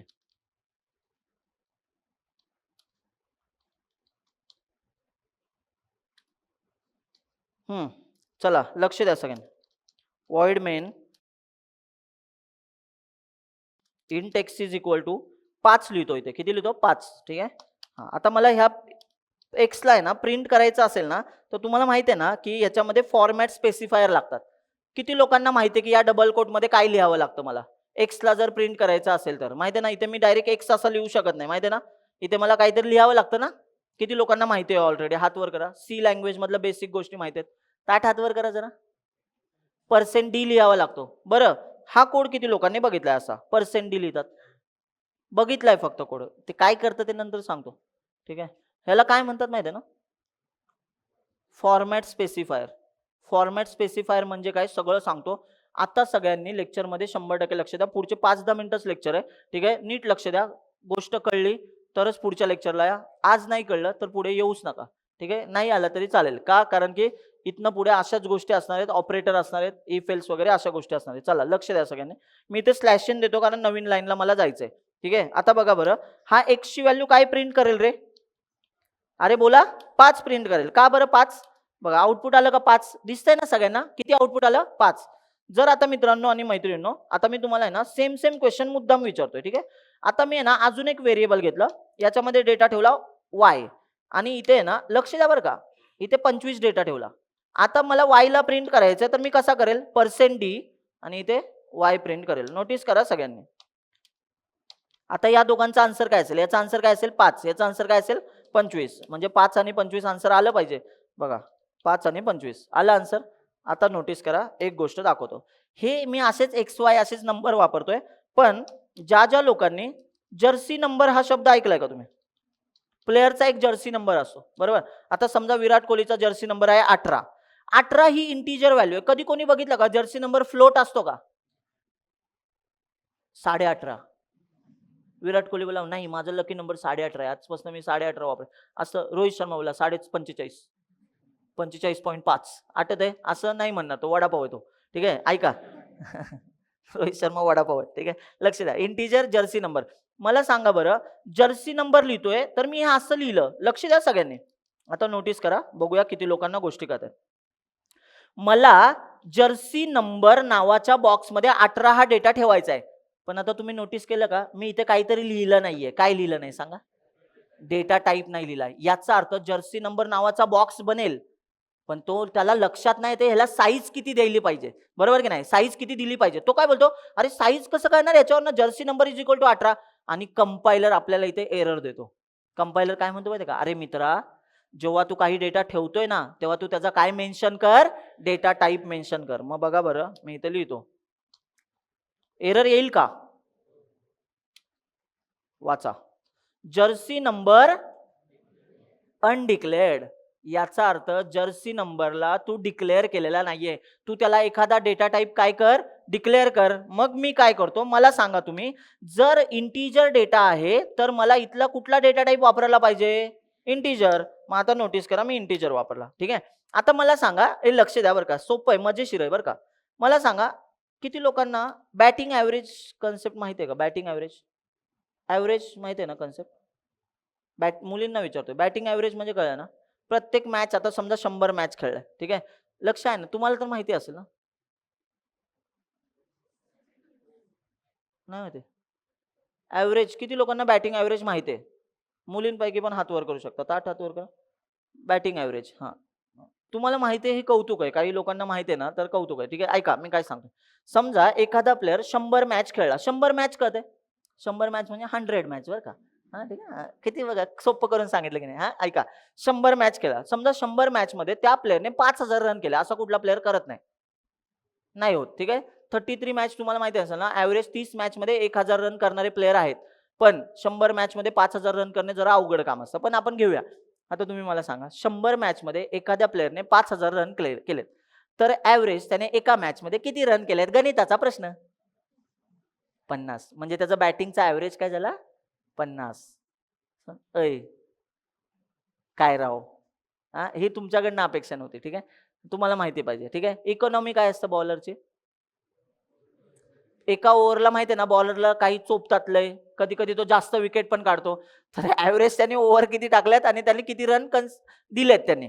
ठीक आहे, सो त्याचा इकॉनॉमी असतं. तर आपण ऍव्हरेज कन्सिडर करूया. तर आता हे पण नसेल माहिती, तर हे तरी माहिती असेल ना. आता समजा एखादा बॅट्समन आहे, त्याची हाईट आहे 5.8. आता डोकं लावूया. आता हाईट कधी अशी लिहितात का? 5, 4, 2, 2.5. हा ठीक आहे, आता ऐका, हा फ्लोटिंग पॉइंट आहे की नाही नंबर. मग मला सांगा, मी जर हाईटला म्हटलं तू इंटीजर आहेस, चालेल का? म्हणजे हाईट ठेवण्यासाठी मी कशा टाईपचा बॉक्स वापरला पाहिजे? फ्लोट टाईपचा बॉक्स वापरला पाहिजे. मग बघा बरं मित्रांनो आणि मैत्रिणींनो, मी इथे कुठलं भांडं वापरायला पाहिजे? फ्लोट. आता समजा अजून एक, तुम्हाला माहिती आहे का, प्रत्येक बिल्डिंगला विंग असतात. विंग माहिती आहे ना, A wing, B wing, C wing, D wing, असं विंग्स असं म्हणूया आपण. समजा एक बिल्डिंग आहे, तिचे ए विंग आहे. आता मला सांगा, हा एकच कॅरेक्टर ठेवला की नाही आपण, मग कॅरेक्टर ठेवायचं तर भांडं कसलं पाहिजे? कॅर टाईपचं. म्हणजे तुम्ही म्हणाल अच्छा, म्हणजे वेगवेगळ्या टाईपचा डेटा रिअल टाइम बसायला पाहिजे. आणि म्हणूनच इथे आता मी तुम्हाला अजून एक प्रश्न विचारतो बघा. समजा मला एक ना बुक वगैरे घ्यायचं किंवा मला काहीतरी बर्गर वगैरे खायचं आहे. ठीक आहे, एक्झाम्पल घेऊया, पिझ्झा खायचा आहे. समजा 250 रुपये 68 पैसे एवढं बिल झाले. असं फ्लोटिंग पॉईंट मध्ये गोष्टी येतात. मग तुमच्या मते मी इथे कॅर वापरला पाहिजे, इंटीजर वापरला पाहिजे, फ्लोट वापरला पाहिजे की डबल वापरला पाहिजे? का डबल? का डबल सांगितलं? जास्त आहे का साईज ते? काय बोलताय राव. हा. इथं दोन गोष्टी चालू शकतात, एक फ्लोट पण चालेल आणि पण ऍक्च्युली आहे ना, डबल जर वापरलं तर जास्त डेटा म्हणजे रिकामी जागा जास्त राहील. पण फ्लोट वापरलं तर कमी जागा रिकामी राहील. म्हणजे कसं बघा, मी तुम्हाला सांगतो, ऐका आता. हे सगळं आहे ना एक्सप्लेन करतो. ठीक आहे, नोटीस करा आता सगळ्यांनी. ठीक आहे, अरे लय सोपं आहे, फक्त ना डोकं लावा. आता हे का सांगतो एवढ्या बेसिक पासन, तर आता तुम्हाला कळेलच. ठीक आहे, नोटीस करा सगळ्यांनी. इथे मला सांगा, हे सगळं मुळात हे विसरले नाही ना, या कोडला आपण आधी काय करणार? कंपाईल करणार ना. हा, समजा मी ह्याच्यामध्ये ना प्रिंटेफच्या लाईन लिहिल्यात. किती लाईन लिहिल्या? प्रिंटेफच्या 4 लाईन लिहिल्या. कोणाकोणाला प्रिंट केला? पहिला काय प्रिंट केला? जर्सी नंबर, नंतर हाईट, विंग्स, नंतर प्राइस. ठीक आहे, आता विंग लिहायचं होतं. ठीक आहे, जाऊ द्या. चला आता नोटीस करा. मला सांगा बरं, या 4 डेटाला मला प्रिंट करायचं तर मला वेगवेगळे फॉर्मॅट स्पेसिफायर वापरावे लागतील. बरोबर की नाही? काय वापरावे लागतील? Format specifier. त्यामुळे ते सोडून द्या सध्या तरी. आता बघा मी ह्याला कंपाईल करतो. हा इंग्लिश मधला कोड आहे, ह्याला मी कंपाईल केला. ह्याची कुठली फाईल बनेल सांगा? ए डॉट आउट. मी ह्याला रन कसा करेल? ./a.out. रन केला की ही फाईल कुठे जाईल रे? आपली रॅम वरती. म्हणजे इथे ऑलरेडी कोण असेल? ओएस. ही प्रोसेस म्हणून कुठे आली? रॅम वर. याला काय म्हणतो आपण? प्रोसेस. रॅम वर जी फाईल येते त्याला काय म्हणतात? प्रोसेस. ठीक आहे, ही कुठली प्रोसेस आहे? A.out ची. लक्ष आहे ना सगळ्यांचं? आता नोटीस करा, ह्या प्रोसेसच्या आतमध्ये या चौघांना पण मेमरी मिळणार आहे. प्रोसेसच्या आतमध्ये काय मिळणार? मेमरी. मग आता मला सांगा, पटपट बोलायचं, पटपट. इंटीजर म्हणजे किती बाईट? फ्लोट म्हणजे? कॅरेक्टर म्हणजे? आणि फ्लोट म्हणजे? 4. लक्ष द्या बरं का, लक्ष द्या. मग म्हणजे याचा अर्थ मी एक वाक्य लिहितो बरं. इथे ना 4 बॉक्स बनलेत, पण खरं बघायला गेलं ना, हे 4 बॉक्स नाहीयेत, तर हे 32 बॉक्स आहेत. किती बॉक्स आहेत? सांगा बरं, 32 का म्हणतोय? इंटीजरची साईज किती असते? 4 बाईट्स. आणि बाईट्स हा कशापासून बनतो? बीट्स पासून. किती बीट्स म्हणजे एक बाईट? 8 बीट. मग सांगा बरं, 8 गुणिले 4 किती बीट्स झाले? 32 बीट्स. मग आता एक वाक्य सांगतो बघा. मी हे 4 बाईट दाखवलेत, बाईट. पण जर तुम्ही बारकाईने बघितलं तर हे किती बीट्स आहेत? 32 बीट्स आहेत. आणि याच्यामध्ये इनिशियल लेवलला सगळ्या व्हॅल्यू 0000 असेल, म्हणजे 32 घरं 000 असेल. जेव्हा तुम्ही डेटा ठेवला तेव्हा ह्याची ASCII व्हॅल्यू माहिती आहे ना, आता ह्याच्यातनं माहिती आहे ना, ह्याची बायनरी मध्ये कन्वर्ट होणार. हा कशामध्ये कन्वर्ट होईल? बायनरी मध्ये. आणि बायनरी व्हॅल्यू इथे स्टोअर केली जाईल. पण नीट ऐका सगळ्यांनी, हे लक्ष द्या बरं का, लक्ष द्या. आजच्या लेक्चरला डायरेक्ट बायनरी मध्ये स्टोअर करण्याऐवजी मी तुम्हाला नेक्स्ट लेक्चरला बायनरी सांगेल. आज तुम्ही इमॅजिन काय करा बघा, ठीक आहे. जर्सी नंबर नावाचा एक बॉक्स बनला, त्याच्यामध्ये 18 डेटा गेला. पण एक खरं खरं वाक्य सांगतो, रॅम वरती कोणी पण गेल्यानंतर तो जसा तसा नंबर जातो का रे? हा काय होणार? याचा बायनरी मध्ये कन्वर्ट होणार. लक्षात ठेवा बरं का, हे महत्वाचं आहे, कळलं पाहिजे, ठीक आहे. नंतर पुढचं सांगा बरं, पुढचा बॉक्स काय आहे? हाईट. हाईटचा बॉक्स आता सांगा, हाईटला साईज किती असेल? 4 बॉक्स, म्हणजे 4 घरांमध्ये 18 बसला. 4 घरांमध्ये काय बसला इथे? 5.8. नंतर कॅरेक्टरची साईज किती असते? विंग घेतो इथे, ए विंग ठेवले. किती साईज असेल याची? 1 बाईट, म्हणजे एकच बॉक्स असेल याचा, असं कन्सिडर करा. आणि प्राइस बघा बरं, परत प्राइस किती झाले? किती बाईट लागतील त्याला प्राइसला? 4 बाईट, म्हणजे बघा 250.68. माझं म्हणणं काय माहितीये का मित्रांनो, जेव्हा हा कोड कंपाईल होईल तेव्हा ह्याची a.out बनेल. a.out फाईल जेव्हा रॅम वर येईल ना, रॅम वर, तेव्हा ह्या सगळ्यांना काय मिळणार आहे? मेमरी मिळणार आहे. काय मिळणार आहे? मेमरी मिळणार आहे. आणि मेमरी, थोडंसं डोकं लावूया का? नीट ऐका सगळ्यांनी, नीट लक्ष द्या बरं का, सगळ्यांना समजलं पाहिजे. तुम्हाला सांगतोय, मेमरी सगळ्यांना सेम टाईपची मिळत नाही. त्यांच्या त्यांच्या डेटा टाईपनुसार त्यांना मेमरी मिळते. म्हणजे इंटिजर असेल तर 4 घरं, फ्लोट असेल तर 4 घरं, कॅरेक्टर असेल तर 1 घर, डबल असेल तर 8 घरं. कळतंय ना? म्हणजे याचाच अर्थ रॅम वरती सगळ्यांना मेमरी कमी जास्त मिळू शकते. आता मी तुम्हाला परत एकदा एक एक्झाम्पल देतो आणि समजतंय का मला सांगा. सगळ्यांनी लक्ष द्या, ठीक आहे, लक्ष द्या सगळ्यांनी एकदम. मला सांगा, तुमच्याकडे ना समजा पुण्यामध्ये 1 गुंठा जमीन आहे. आता जमीन कळते ना? नाही कळते. जमिनीचे 1 गुंठा वगैरे किती गुंठे म्हणजे 1 एकर असतो? सगळ्यांना माहिती आहे. 40 गुंठे म्हणजे 1 एकर असतो, माहिती आहे ना? मग आता इथे ना जागाच नाहीयेत मोजणाऱ्यामध्ये, पण मी ना असंच रेट काढत होतो की किती आहे. तर तुम्हाला माहिती आहे का, 35 लाख रुपये गुंठा आहे. 35 लाख रुपये 1 गुंठा. कळते? कॅल्क्युलेशन करायचं ना, म्हणून एक काम करूया, 30 लाख पकडा. हा, सांगा आता किती गुंठे असतात एका एकरात? सांगा गुन्हेगार. आता कोणी असं नाही ना 12 कोटी? बोला किती झाली व्हॅल्यू? 1,20,00,000 ना? घरी जा, सांगा किती? 12 कोटी नॉर्मली. आता तुम्ही मला सांगा, आपल्या घरी आहे 70 एकर, पण त्याला हा भाव नाही ना. एकराचा पण एवढा भाव नसेल, एका एकराला पण एवढे पैसे नसतील आमच्याकडे, माहितीये का? म्हणजे कसं असतं, बागायती जमीन वगैरे असतं, एवढं तर कळतं ना. आता तुम्हाला एक्झाम्पल का दिलं, नीट ऐका आता, ठीक आहे, नीट लक्ष द्या, ठीक आहे. समजा एका माणसाकडे 1 गुंठा जमीन आहे, 1 गुंठा जमीन आहे, ठीक आहे. आता त्याच्या कॅपॅसिटीनुसार त्या एका गुंठ्यामध्ये एक घर बांधणार त्याचा. पण आता तुम्ही नोटीस करा बरं, जर त्याला जागाच 1 गुंठा आहे, त्याच्या शेजारी पण जमीन आहे की नाही? मग आता तुम्ही नोटीस करा, याला चिकटून आहे ना एक दुसऱ्या कोणाची तरी घर आहे. आता आपण गावाला बघतो ना, की शेतामध्ये जमिनीवरनच किती वाद होतात. म्हणजे काय, पोखरत जमीन आत घेतली जाते. एक बांध नावाचा प्रकार असतो. शेतामध्ये 2 शेत डिवाइड करण्यासाठी एक बांध असतो, म्हणजे काय, डिवायडर असतो. आपल्या भाषेत बोलायला गेलं तर डिवायडर आहे. मग इथे बघा, नोटीस करा सगळ्यांनी, ऐका. मला सांगा, याला जेवढी जागा आहे तो ह्याच्यापेक्षा इकडची जागा घेऊ शकतो का? नाही घेऊ शकत. याचाच अर्थ तुम्हाला एक्झाम्पल सहित सांगतो, नीट ऐका. हा 1 गुंठा म्हणजे 1 बाईट पकडा, ठीक आहे. मग आता नोटीस करा, आपल्या इंटिजरला किती घरं मिळत आहेत? 4, म्हणजे 4 बाईट मिळत आहेत की नाही? त्या इंटिजरची व्हॅल्यू याच्या कॅपॅसिटीमध्ये बसेल एवढीच आपण वाढवू शकतो.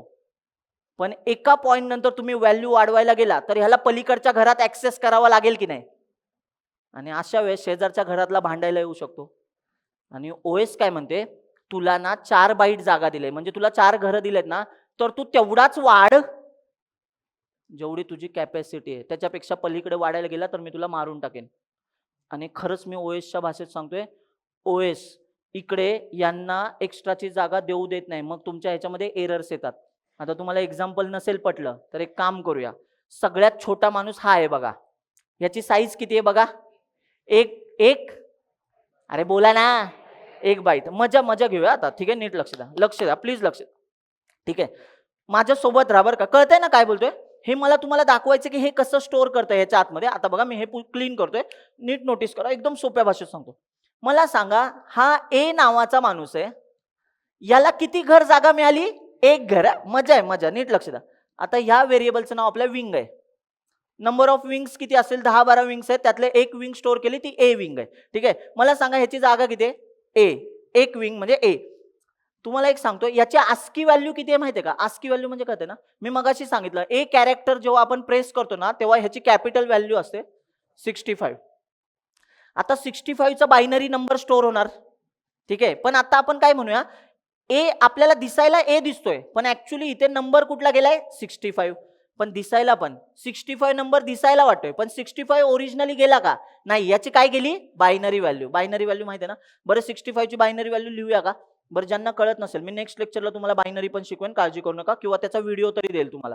व्हिडिओ म्हणजे काय, एकदम निवांत बघत बसा, 10 मिनिटाचा व्हिडिओ असेल, एन्जॉय करा. ठीक आहे, लक्ष द्या सगळ्यांनी, ऐका. सांगा रे, बायनरी काढायचंय, कसं काढतात बायनरी?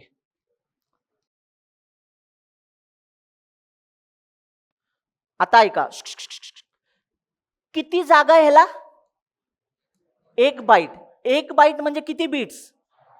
हे बोला. मग बघा बरं, मी सुरू करतो, बघा इथनं नोटीस करा. 2⁻0 पासून हा 1 बीट झाला, 2 बीट झाला, 3 बीट झाला, चौथा, 5वा, 6वा, 7वा, 8वा, एवढी जागा मिळाली की नाही? अरे बोला ना. प्रत्येक घराला एक व्हॅल्यू असते. मग सांगा, या घराची व्हॅल्यू किती आहे? 1. या घराची 2, याची 4, याची व्हॅल्यू 8, याची 16, याची 32, याची 64, याची 128. बरोबर. आता नीट ऐका, नीट ऐका. मला सांगा, म्हणजे याची मॅक्सिमम कॅपॅसिटी आहे ना, इथे मी 128 पर्यंतच नंबर सेव्ह करू शकतो. खरं सांगायला गेलं ना, जी मॅक्सिमम कॅपॅसिटी असते ना, त्याच्या -1 पर्यंत व्हॅल्यू स्टोअर केली जाते. का माहितीये का? सुरुवात बघा ना, 0 पासून होते. 0 ते 127 किती नंबर झाले? म्हणजे ऐकताय ना रे, ऐकताय ना सगळे? म्हणजे याचा अर्थ मित्रांनो आणि मैत्रिणींनो, जर मी कॅरेक्टर मध्ये समजा मी हे पुसलं, मी इथे ना नंबर ठेवला, नंबर 65, तरी चालेल. का चालेल माहितीये का? 65 नंबर कॅरेक्टर मध्ये जाऊ शकतो, कारण कॅरेक्टर काय बोलतो, 0 पासून 127 पर्यंतचा तो कुठला पण नंबर टाक, मला काही फरक पडणार नाहीये. लक्ष आहे ना सगळ्यांचं? म्हणजे याचाच अर्थ, जर मी याच्यामध्ये 128 हा नंबर टाकला, तर ह्याची जागेपेक्षा हा काय करतोय? ओव्हरफ्लो होतोय. काय होतोय? ओव्हरफ्लो होतोय.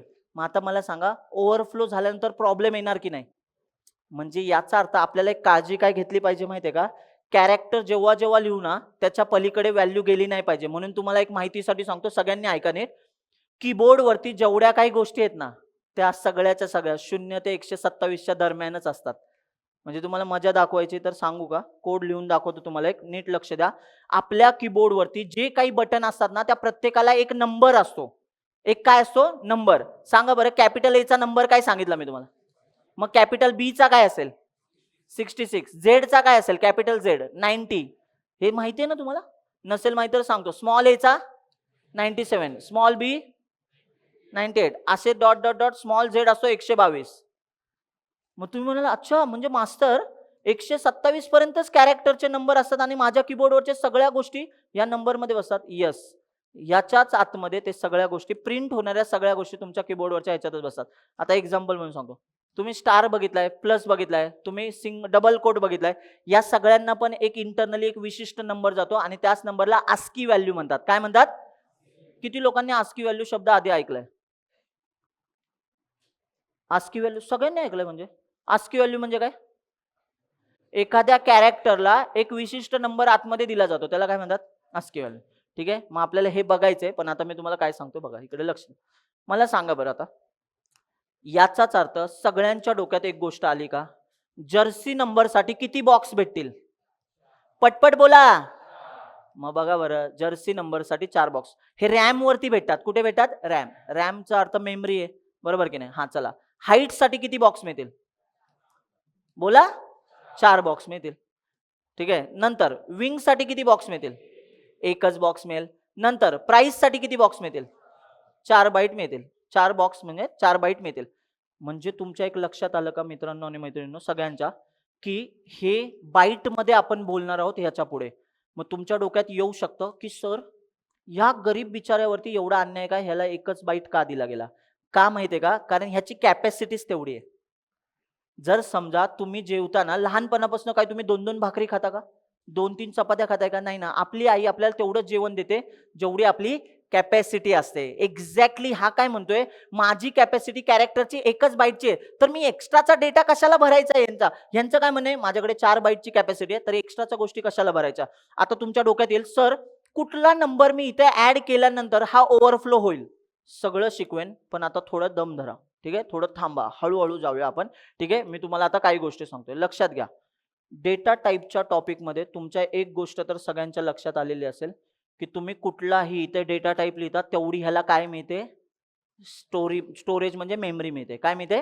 मेमरी मिळते. मग आता एक मी काम करतो बघा, सगळ्यांनी लक्ष द्या. मी कोडमध्ये थोडं चेंज करतो आणि आपण थांबूनच घेऊया डायरेक्टली. बघा कोडमध्ये काय चेंज करतोय मी तुम्हाला विचारतो, आता नोटीस करा. हे काढून टाकतो सगळं, सोपा लिहूया कोड जरा ह्याच्यामध्ये. हे सगळ्यांकडे फोकस नका करू, हा याच्याकडे फोकस करा. आता माझा प्रश्न आहे सगळ्यांसाठी, लक्ष द्या. मी याच्यामध्ये काहीच व्हॅल्यू दिलेली नाहीये, दिले का? याला किती जागा मिळेल आता सांगा?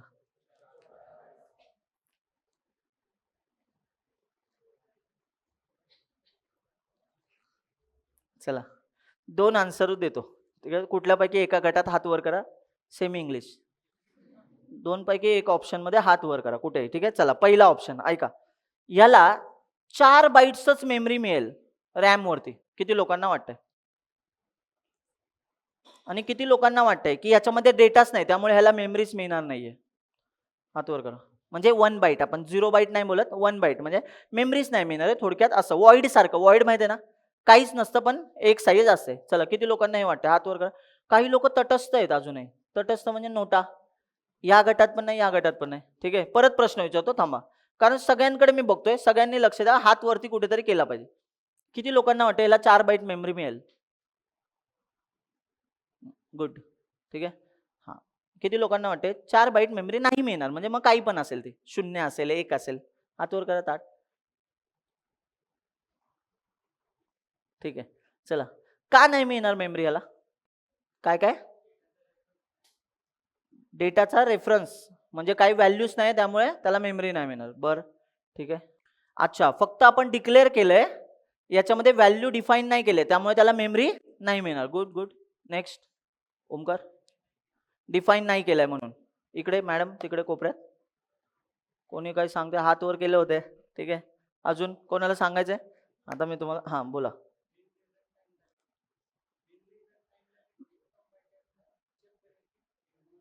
नंबर नाही हे चेक करेल, मग रन टाइमला मेमरी देणारच नाही म्हणजे असं. ठीक आहे, चला लक्ष द्या. आता सगळ्यांसाठी सांगतोय, नीट ऐका. एकदम सोपी गोष्ट आहे. याच्यामध्ये व्हॅल्यू जरी नसेल तरी ह्याला 4 बाईट मेमरी मिळते. का सांगतो ऐका. ऐका, बघा मी तेच बोलतोय तुम्हाला, सगळ्यांनी लक्ष द्या. आता काही लोक बोलतील येस मी बरोबर आन्सर सांगितलं. बरोबर सांगितलं, पण त्याच्या मागची स्टोरी तरी ऐका, काय होतं नेमकं ऐका. मला सांगा, आता आपण ही प्रोसेस आहे, आता मी डायरेक्ट प्रोसेस काढली तर तुम्हाला कळेल ना ही प्रोसेस कशावर आहे? रॅमवर आहे. आता ह्याच्या आतमध्ये जर्सी नंबर नावाचा एक बॉक्स बनेल आणि त्याच्यामध्ये किती बॉक्स असेल रे? 4 बॉक्स असेल. 4 बॉक्स. नीट ऐका सगळ्यांनी. सध्या याच्यामध्ये तुम्ही काहीच डेटा देत नाही ना, तेव्हा तो इथे गार्बेज व्हॅल्यू पकडतो. गार्बेज व्हॅल्यू और झिरो, कळतं का? गार्बेज व्हॅल्यू म्हणजे ऑलरेडी इथे काहीतरी नंबर असू शकतो ना. म्हणजे एक्झाम्पल ह्याचं मी देतो, पु ल देशपांडे गार्डन माहिती आहे तुम्हाला? पु ल देशपांडे गार्डन, अरे पु ल देशपांडे गार्डन ऐकलंय ना? योकोहामा. ऐकलंय ना? हा, ते गार्डन माहिती आहे ना तुम्हाला? त्या सिंहगड रोडला जर तुम्ही शेवटपर्यंत गेला ना, पुढे पुढे त्या रोहन कृतिका नावाची बिल्डिंग आहे, त्याच्या पुढे गेलं की पु ल देशपांडे गार्डन नावाचं गार्डन आहे. आता मला सांगा, त्या गार्डन मध्ये बरेचसे बेंच असतात, बेंच आहेत बसायला, कपल लोकांना माहिती असेल. ठीक आहे, हा वेगवेगळ्या ठिकाणी. तर ते ना, आता तुम्ही नोटीस करा, लक्ष द्या सगळ्यांनी. जर तुम्ही त्या गार्डन मध्ये गेला, सगळीकडे कपल बसले. आता थोडं चुकीची डायग्राम नाहीये, म्हणजे इमॅजिन करा कपल बसले. ठीक आहे, आता ना सगळीकडेच कपल ऑक्युपाय केलेलं आहे आणि तुम्ही आणि तुमची मैत्रीण किंवा तुमची गर्लफ्रेंड तुम्ही सोबत गेले. मग तुम्ही बघितलं बसायला जागा नाही राव, आता काय करणार, बसायला तर पाहिजे. तेवढ्यात तुम्हाला दिसलं एक कपलने मस्त भेळ घेतली होती, नुकतीच भेळ घेतली आहे तिथं. त्यांनी अशी भेळ सोडली आणि ती मुलगी त्याला घास भरवणार, तेवढ्यात तिला फोन आला. आता तो फोन होता घरून. तिचा भाऊ म्हटला की मी तुला बघितलंय. काही लोक बोलतील क्या यार सुरू होतेच खतम, म्हणजे त्यांना इथून कुठे चालले ते ऐकायचंय. ते तुमचं तुम्ही बघा. ठीक आहे, बरं ऐका, सोपं सोपं घेऊया, एकदम सोपं. ठीक आहे, आता मला सांगा, तिला फोन आला, तू ले आज घरी कळलंय, आता काही खरं नाही. आता तुम्ही मला सांगा, तरी हा म्हणेल का ते सोड, प्रेम कर, भरव भेळ, भरवेल ती भेळ.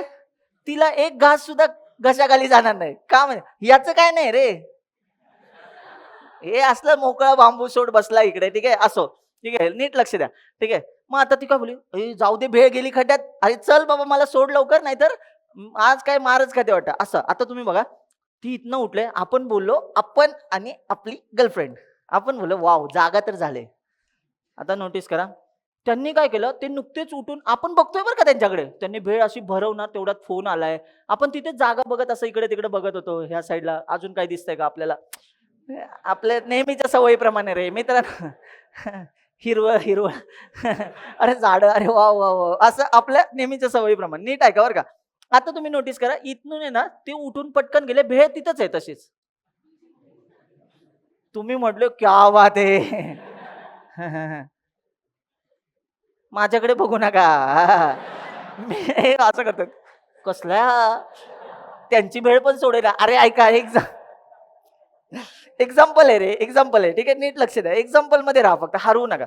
मला सांगा, यांनी इथं भेळ ठेवून गेलेत, हे उठून गेले, आपण येऊन त्यांच्या जागेवर बसायला चालू. आता मला सांगा, ही मेमरी आहे, मेमरी. पण ऑलरेडी हे इथून गेले होते, त्यांची जी भेळ आहे ती आपल्यासाठी गार्बेज व्हॅल्यू आहे. तुमच्यासाठी मला नाही माहिती. गार्बेज व्हॅल्यू म्हणजे काय, दुसऱ्याचा असलेला डेटा तो आपल्या काही कामाचा आहे का. तुम्ही म्हणाल नाही, पैसे असते तर घेतले असते. नाही, एक्झाम्पल नीट ऐका. म्हणजे याचा अर्थ रॅम वरती बघा ना, या प्रोसेसला जी जागा मिळाली, ती जागा मे बी आधी कोणाला तरी मिळालेली असू शकते, आणि त्याचा जर डेटा ह्याच बॉक्समध्ये तिथे असेल ना, तर ती आपल्यासाठी काय झाली, गार्बेज व्हॅल्यू झाली. म्हणजे बघा बरं, येतं इमॅजिन करा, जर्सी नंबरला अशी जागा मिळाली जिथे ऑलरेडी कोणीतरी बसून गेलेलं आहे, आणि त्यांची उरलेली ती भेळ आपल्यासाठी गार्बेज व्हॅल्यू. आपण ती खाणार आहे का, आपण तिला साईडला करू किंवा आपण तिला पुसून टाकू आणि आपण त्या बेंचवरती बसू. ठीक आहे, याचाच अर्थ तुमच्या लक्षात येते का. म्हणजेच, आणि नोटीस करा, समजा इथे आहे ना बेंच आहे, याच्यावरती कपल बसलं होतं, त्यांची गार्बेज व्हॅल्यू पण होती बरं का, पण त्यांनी साफसफाई कामगारांनी ती क्लीन करून टाकली, म्हणजे आता इथे डेटा 0 आहे. मग मला सांगा, मी आल्यानंतर ह्या मी बेंचवर बसलोय समजा, तर याचा अर्थ मला गार्बेज व्हॅल्यू भेटेल का, तर मला व्हॅल्यू काय भेटू शकते, 0. म्हणजेच या घरामध्ये मला एकतर गार्बेज व्हॅल्यू भेटेल और 0 भेटेल. आणि मी तुम्हाला सांगू का, नीट ऐका, ह्या लाईनला आपल्याला मेमरी मिळणार आहे. तर मी तुम्हाला प्रश्न विचारतो, इथे नोटीस करा, हेच वाक्य मी मगाशी असं लिहिलं होतं, आठवतंय. चला मी प्रश्न विचारतो, लक्ष द्यायचंय सगळ्यांनी, लक्ष द्यायचं. या दोघांपैकी डिक्लेरेशन कुठलं आहे आणि डेफिनेशन कुठलं आहे. थांबा थांबा थांबा, घाई करू नका. डिक्लेरेशन आणि डेफिनेशन माहिती आहे. डिक्लेरेशन म्हणजे काय, आपण फक्त डिक्लेअर करतोय, आणि डेफिनेशन म्हणजे आपण त्याला डेटा देतोय. ठीक आहे, लक्ष देताय ना. हा चला चला, या दोन पैकी डिक्लेरेशन कुठलं आहे आणि डेफिनेशन कुठलं आहे, किती लोकांना ह्याचा आन्सर कळालाय, म्हणजे सांगू शकतात. आता तरी हात वर करू शकता ना, क्लिअर आहेत गोष्टी. ठीक आहे, चला ऑप्शन, 3 ऑप्शन देतो. ठीक आहे, 3 ऑप्शन, एक वाढवला ऑप्शन. ठीक आहे, 3 ऑप्शन. चला, किती लोकांना हे डिक्लेरेशन वाटतंय. अरे डिक्लेरेशन कुठलं यातलं, हेच आहे ना. हा, मग हे डिक्लेरेशन वाटतंय. डेफिनेशन, हे डेफिनेशन वाटतंय, बरोबर. चला, इथं डिक्लेरेशनच नाहीये असं किती लोकांना वाटतंय. या कोडमध्ये डिक्लेरेशनच नाहीये. डिक्लेरेशन म्हणजे कळतं ना, एखाद्या गोष्टीबद्दल सांगणे, म्हणजे माहिती देणे. फक्त आठवते का डिक्लेरेशन, मी काल सांगितलं होतं, माझा मित्र येणार होता US वरनं, मी घरच्यांना काय दाखवला, फोटो दाखवला, म्हणजे मी काय करतोय, डिक्लेरेशन. आणि डेफिनेशन म्हणजे काय, तो ऍक्च्युअल येणार, पुण्यात आला, माझ्या घरी आलाय, याचा अर्थ तो डेफिनेशन आहे. लक्ष आहे ना सगळ्यांना. म्हणजे याचाच अर्थ डिक्लेरेशनला मेमरी नसते, डिक्लेरेशनला मेमरी, याचा अर्थ हे दोन्ही पण डेफिनेशन आहे, हे दोघांपैकी एक पण डिक्लेरेशन नाही आहे. आणि आजपर्यंत लोक साध्या डेटा टाईपमध्ये पण ही सगळ्यात मोठी चूक करतात. या दोन्ही गोष्टींना, एकाला ते डिक्लेरेशन बोलतात आणि एकाला डेफिनेशन बोलतात. मी परत वाक्य सांगतो, डिक्लेरेशनला मेमरी नसते, पण तुम्ही मगाशी काय बोलले मला सांगा, याला तुम्ही काय दिली होती, मेमरी दिली होती. आणि मी पण तुम्हाला आउटपुट काय सांगितलं, असं जरी लिहिलं त्याला काय मिळते, मेमरी मिळते. आणि ज्याला मेमरी मिळते त्याला डिक्लेरेशन नाही म्हणत, त्याला काय म्हणतात? डेफिनेशन म्हणतात. काय म्हणतात त्याला? डेफिनेशन. कळतंय का? मग सांगा बरं, चला हेडिंग लिहून घ्या फक्त एक पॉईंटचं, declaration and definition. Declaration and definition. ठीक आहे. हा बघा, मी इथं दुसरं वाक्य लिहितोय, लक्ष द्या सगळ्यांनी, बोलू नका फक्त. ठीक आहे. Int age is equal to समजा 25. आता मला सांगा, बऱ्याचशा लोकांना हे डिक्लेरेशन वाटतं, पण हे पण काय आहे रे? डेफिनेशन आहे. आणि हे पण काय आहे? डेफिनेशनच आहे. मग तुम्ही म्हणाल मग डिक्लेरेशन कसं असतं? एक मिनिट दाखवतो तुम्हाला, लक्ष द्या सगळ्यांनी. प्रिंट एफ हा डेटा जर आपल्याला प्रिंट करायचा आहे, %d/n. प्रिंट एफ माहिती आहे ना, इंटिजरला काय वापरतात? %d वापरतात. हे उद्या नेक्स्ट लेक्चरला कळेलच तुम्हाला, उद्या नाही म्हणजे नेक्स्ट वीकला कळेलच. ठीक आहे. हा जर्सी नंबर मी प्रिंट केला. मला सांगा इथे काय करूया? एज प्रिंट करूया. सांगा जर्सी नंबर मध्ये काही डेटा आहे का? अरे आहे का? मग इथे आपल्याला 2 व्हॅल्यू मिळण्याचे चान्स आहेत, एक तर गार्बेज व्हॅल्यू और 0. हे कळतंय ना? गार्बेज व्हॅल्यू कधी मिळेल सांगा? जेव्हा ऑलरेडी कोणीतरी त्या मेमरीचा वापर करून गेलंय, तिथल्या मेमरीला आपल्याला काय मिळू शकते? Garbage value. और काय मिळू शकते? 0. सध्या बघा, ऐका, हे मी गार्बेज व्हॅल्यू सांगतोय ना, ही कन्सेप्ट अशीच्या अशी नाहीये. ठीक आहे. मी जशी सांगितलंय याच्यामध्ये अजून डिटेलमध्ये कन्सेप्ट आहे, पण हे डेमो लेक्चर आहे ना, याच्यामध्ये तुम्हाला कसं कळणार की एकदम डिटेलमध्ये? म्हणून जेवढं तुम्हाला समजेल तेवढं मी गोष्ट सांगितलं. मी तुम्हाला सांगेन ऍक्च्युअल गार्बेज व्हॅल्यू कशाला म्हणतात. ठीक आहे. पण एक्झाम्पल तुम्हाला कळलं ना? काय होतं एक्झाम्पल सांगा? मेमरी आहे, ऑलरेडी कोणीतरी तिथे जागा वापरले, तर याचा अर्थ तिथे काय असू शकतं? त्याचा डेटा असू शकतो. तो आपल्यासाठी काय आहे? Garbage value. पण कोणीच नसेल तर व्हॅल्यू काय तिथे? 0. मग आता नोटीस करा, एजचं आन्सर काय असेल? अरे बोला, एज मध्ये काय डेटा आहे? 25. मग आता नोटीस करा, तुम्हाला दाखवतो याला कंपाईल करून. ठीक आहे. बघा, रन करतो. सुरुवातीला काय भेटला? 0 आणि दुसरा काय? 25. याचा अर्थ ती जागा ऑलरेडी दुसऱ्या कोणाला भेटलेली नव्हती, म्हणून आपल्याला आन्सर काय मिळालं? 0. आणि दुसरा आन्सर काय मिळालं? 25. लक्ष आहे ना सगळ्यांचं? सगळ्यांना कळतंय ना? नक्की ऐका. आता माझं काय म्हणणं आहे, जर ह्याला मेमरीच मिळालेली नसती, ज्याला मेमरी मिळतात त्याला काय म्हणतात? डेफिनेशन म्हणतात. याला मेमरी मिळालेली नसती तर याने 0 आन्सर दिला असतं का आपल्याला? नसतं दिलं. आता तुम्हाला सांगतो डिक्लेरेशन कसं करायचं. तुम्हाला डेफिनेशन कळलं का? हे दोन्ही पण काय आहेत? मग डिक्लेरेशन दाखवू का आता? चला दाखवतो डिक्लेरेशन. लक्ष द्या. Int x is equal to, समजा तुम्ही असं लिहिला इंट एक्स. आता मला सांगा ही पण काय झाली रे? अरे बोला सगळ्यांनी, डेफिनेशन. ठीक आहे. मग आता नोटीस करा, याला जर मला मी एक्सटर्न हा कीवर्ड लावला, काय कीवर्ड वापरला? ज्यांनी हॅश इन्क्लूड वाली stdio.h उघडून बघितलं त्याच्यामध्ये तुम्हाला एक्सटर्न कीवर्ड दिसला असेल. किती लोकांनी बघितला डोळ्यांनी सांगा? खरं खरं बोलायचं. हा दिसला तुम्हाला? हॅश इन्क्लूडच्या आतमध्ये एक्सटर्न नावाचा कीवर्ड होता, बरोबर?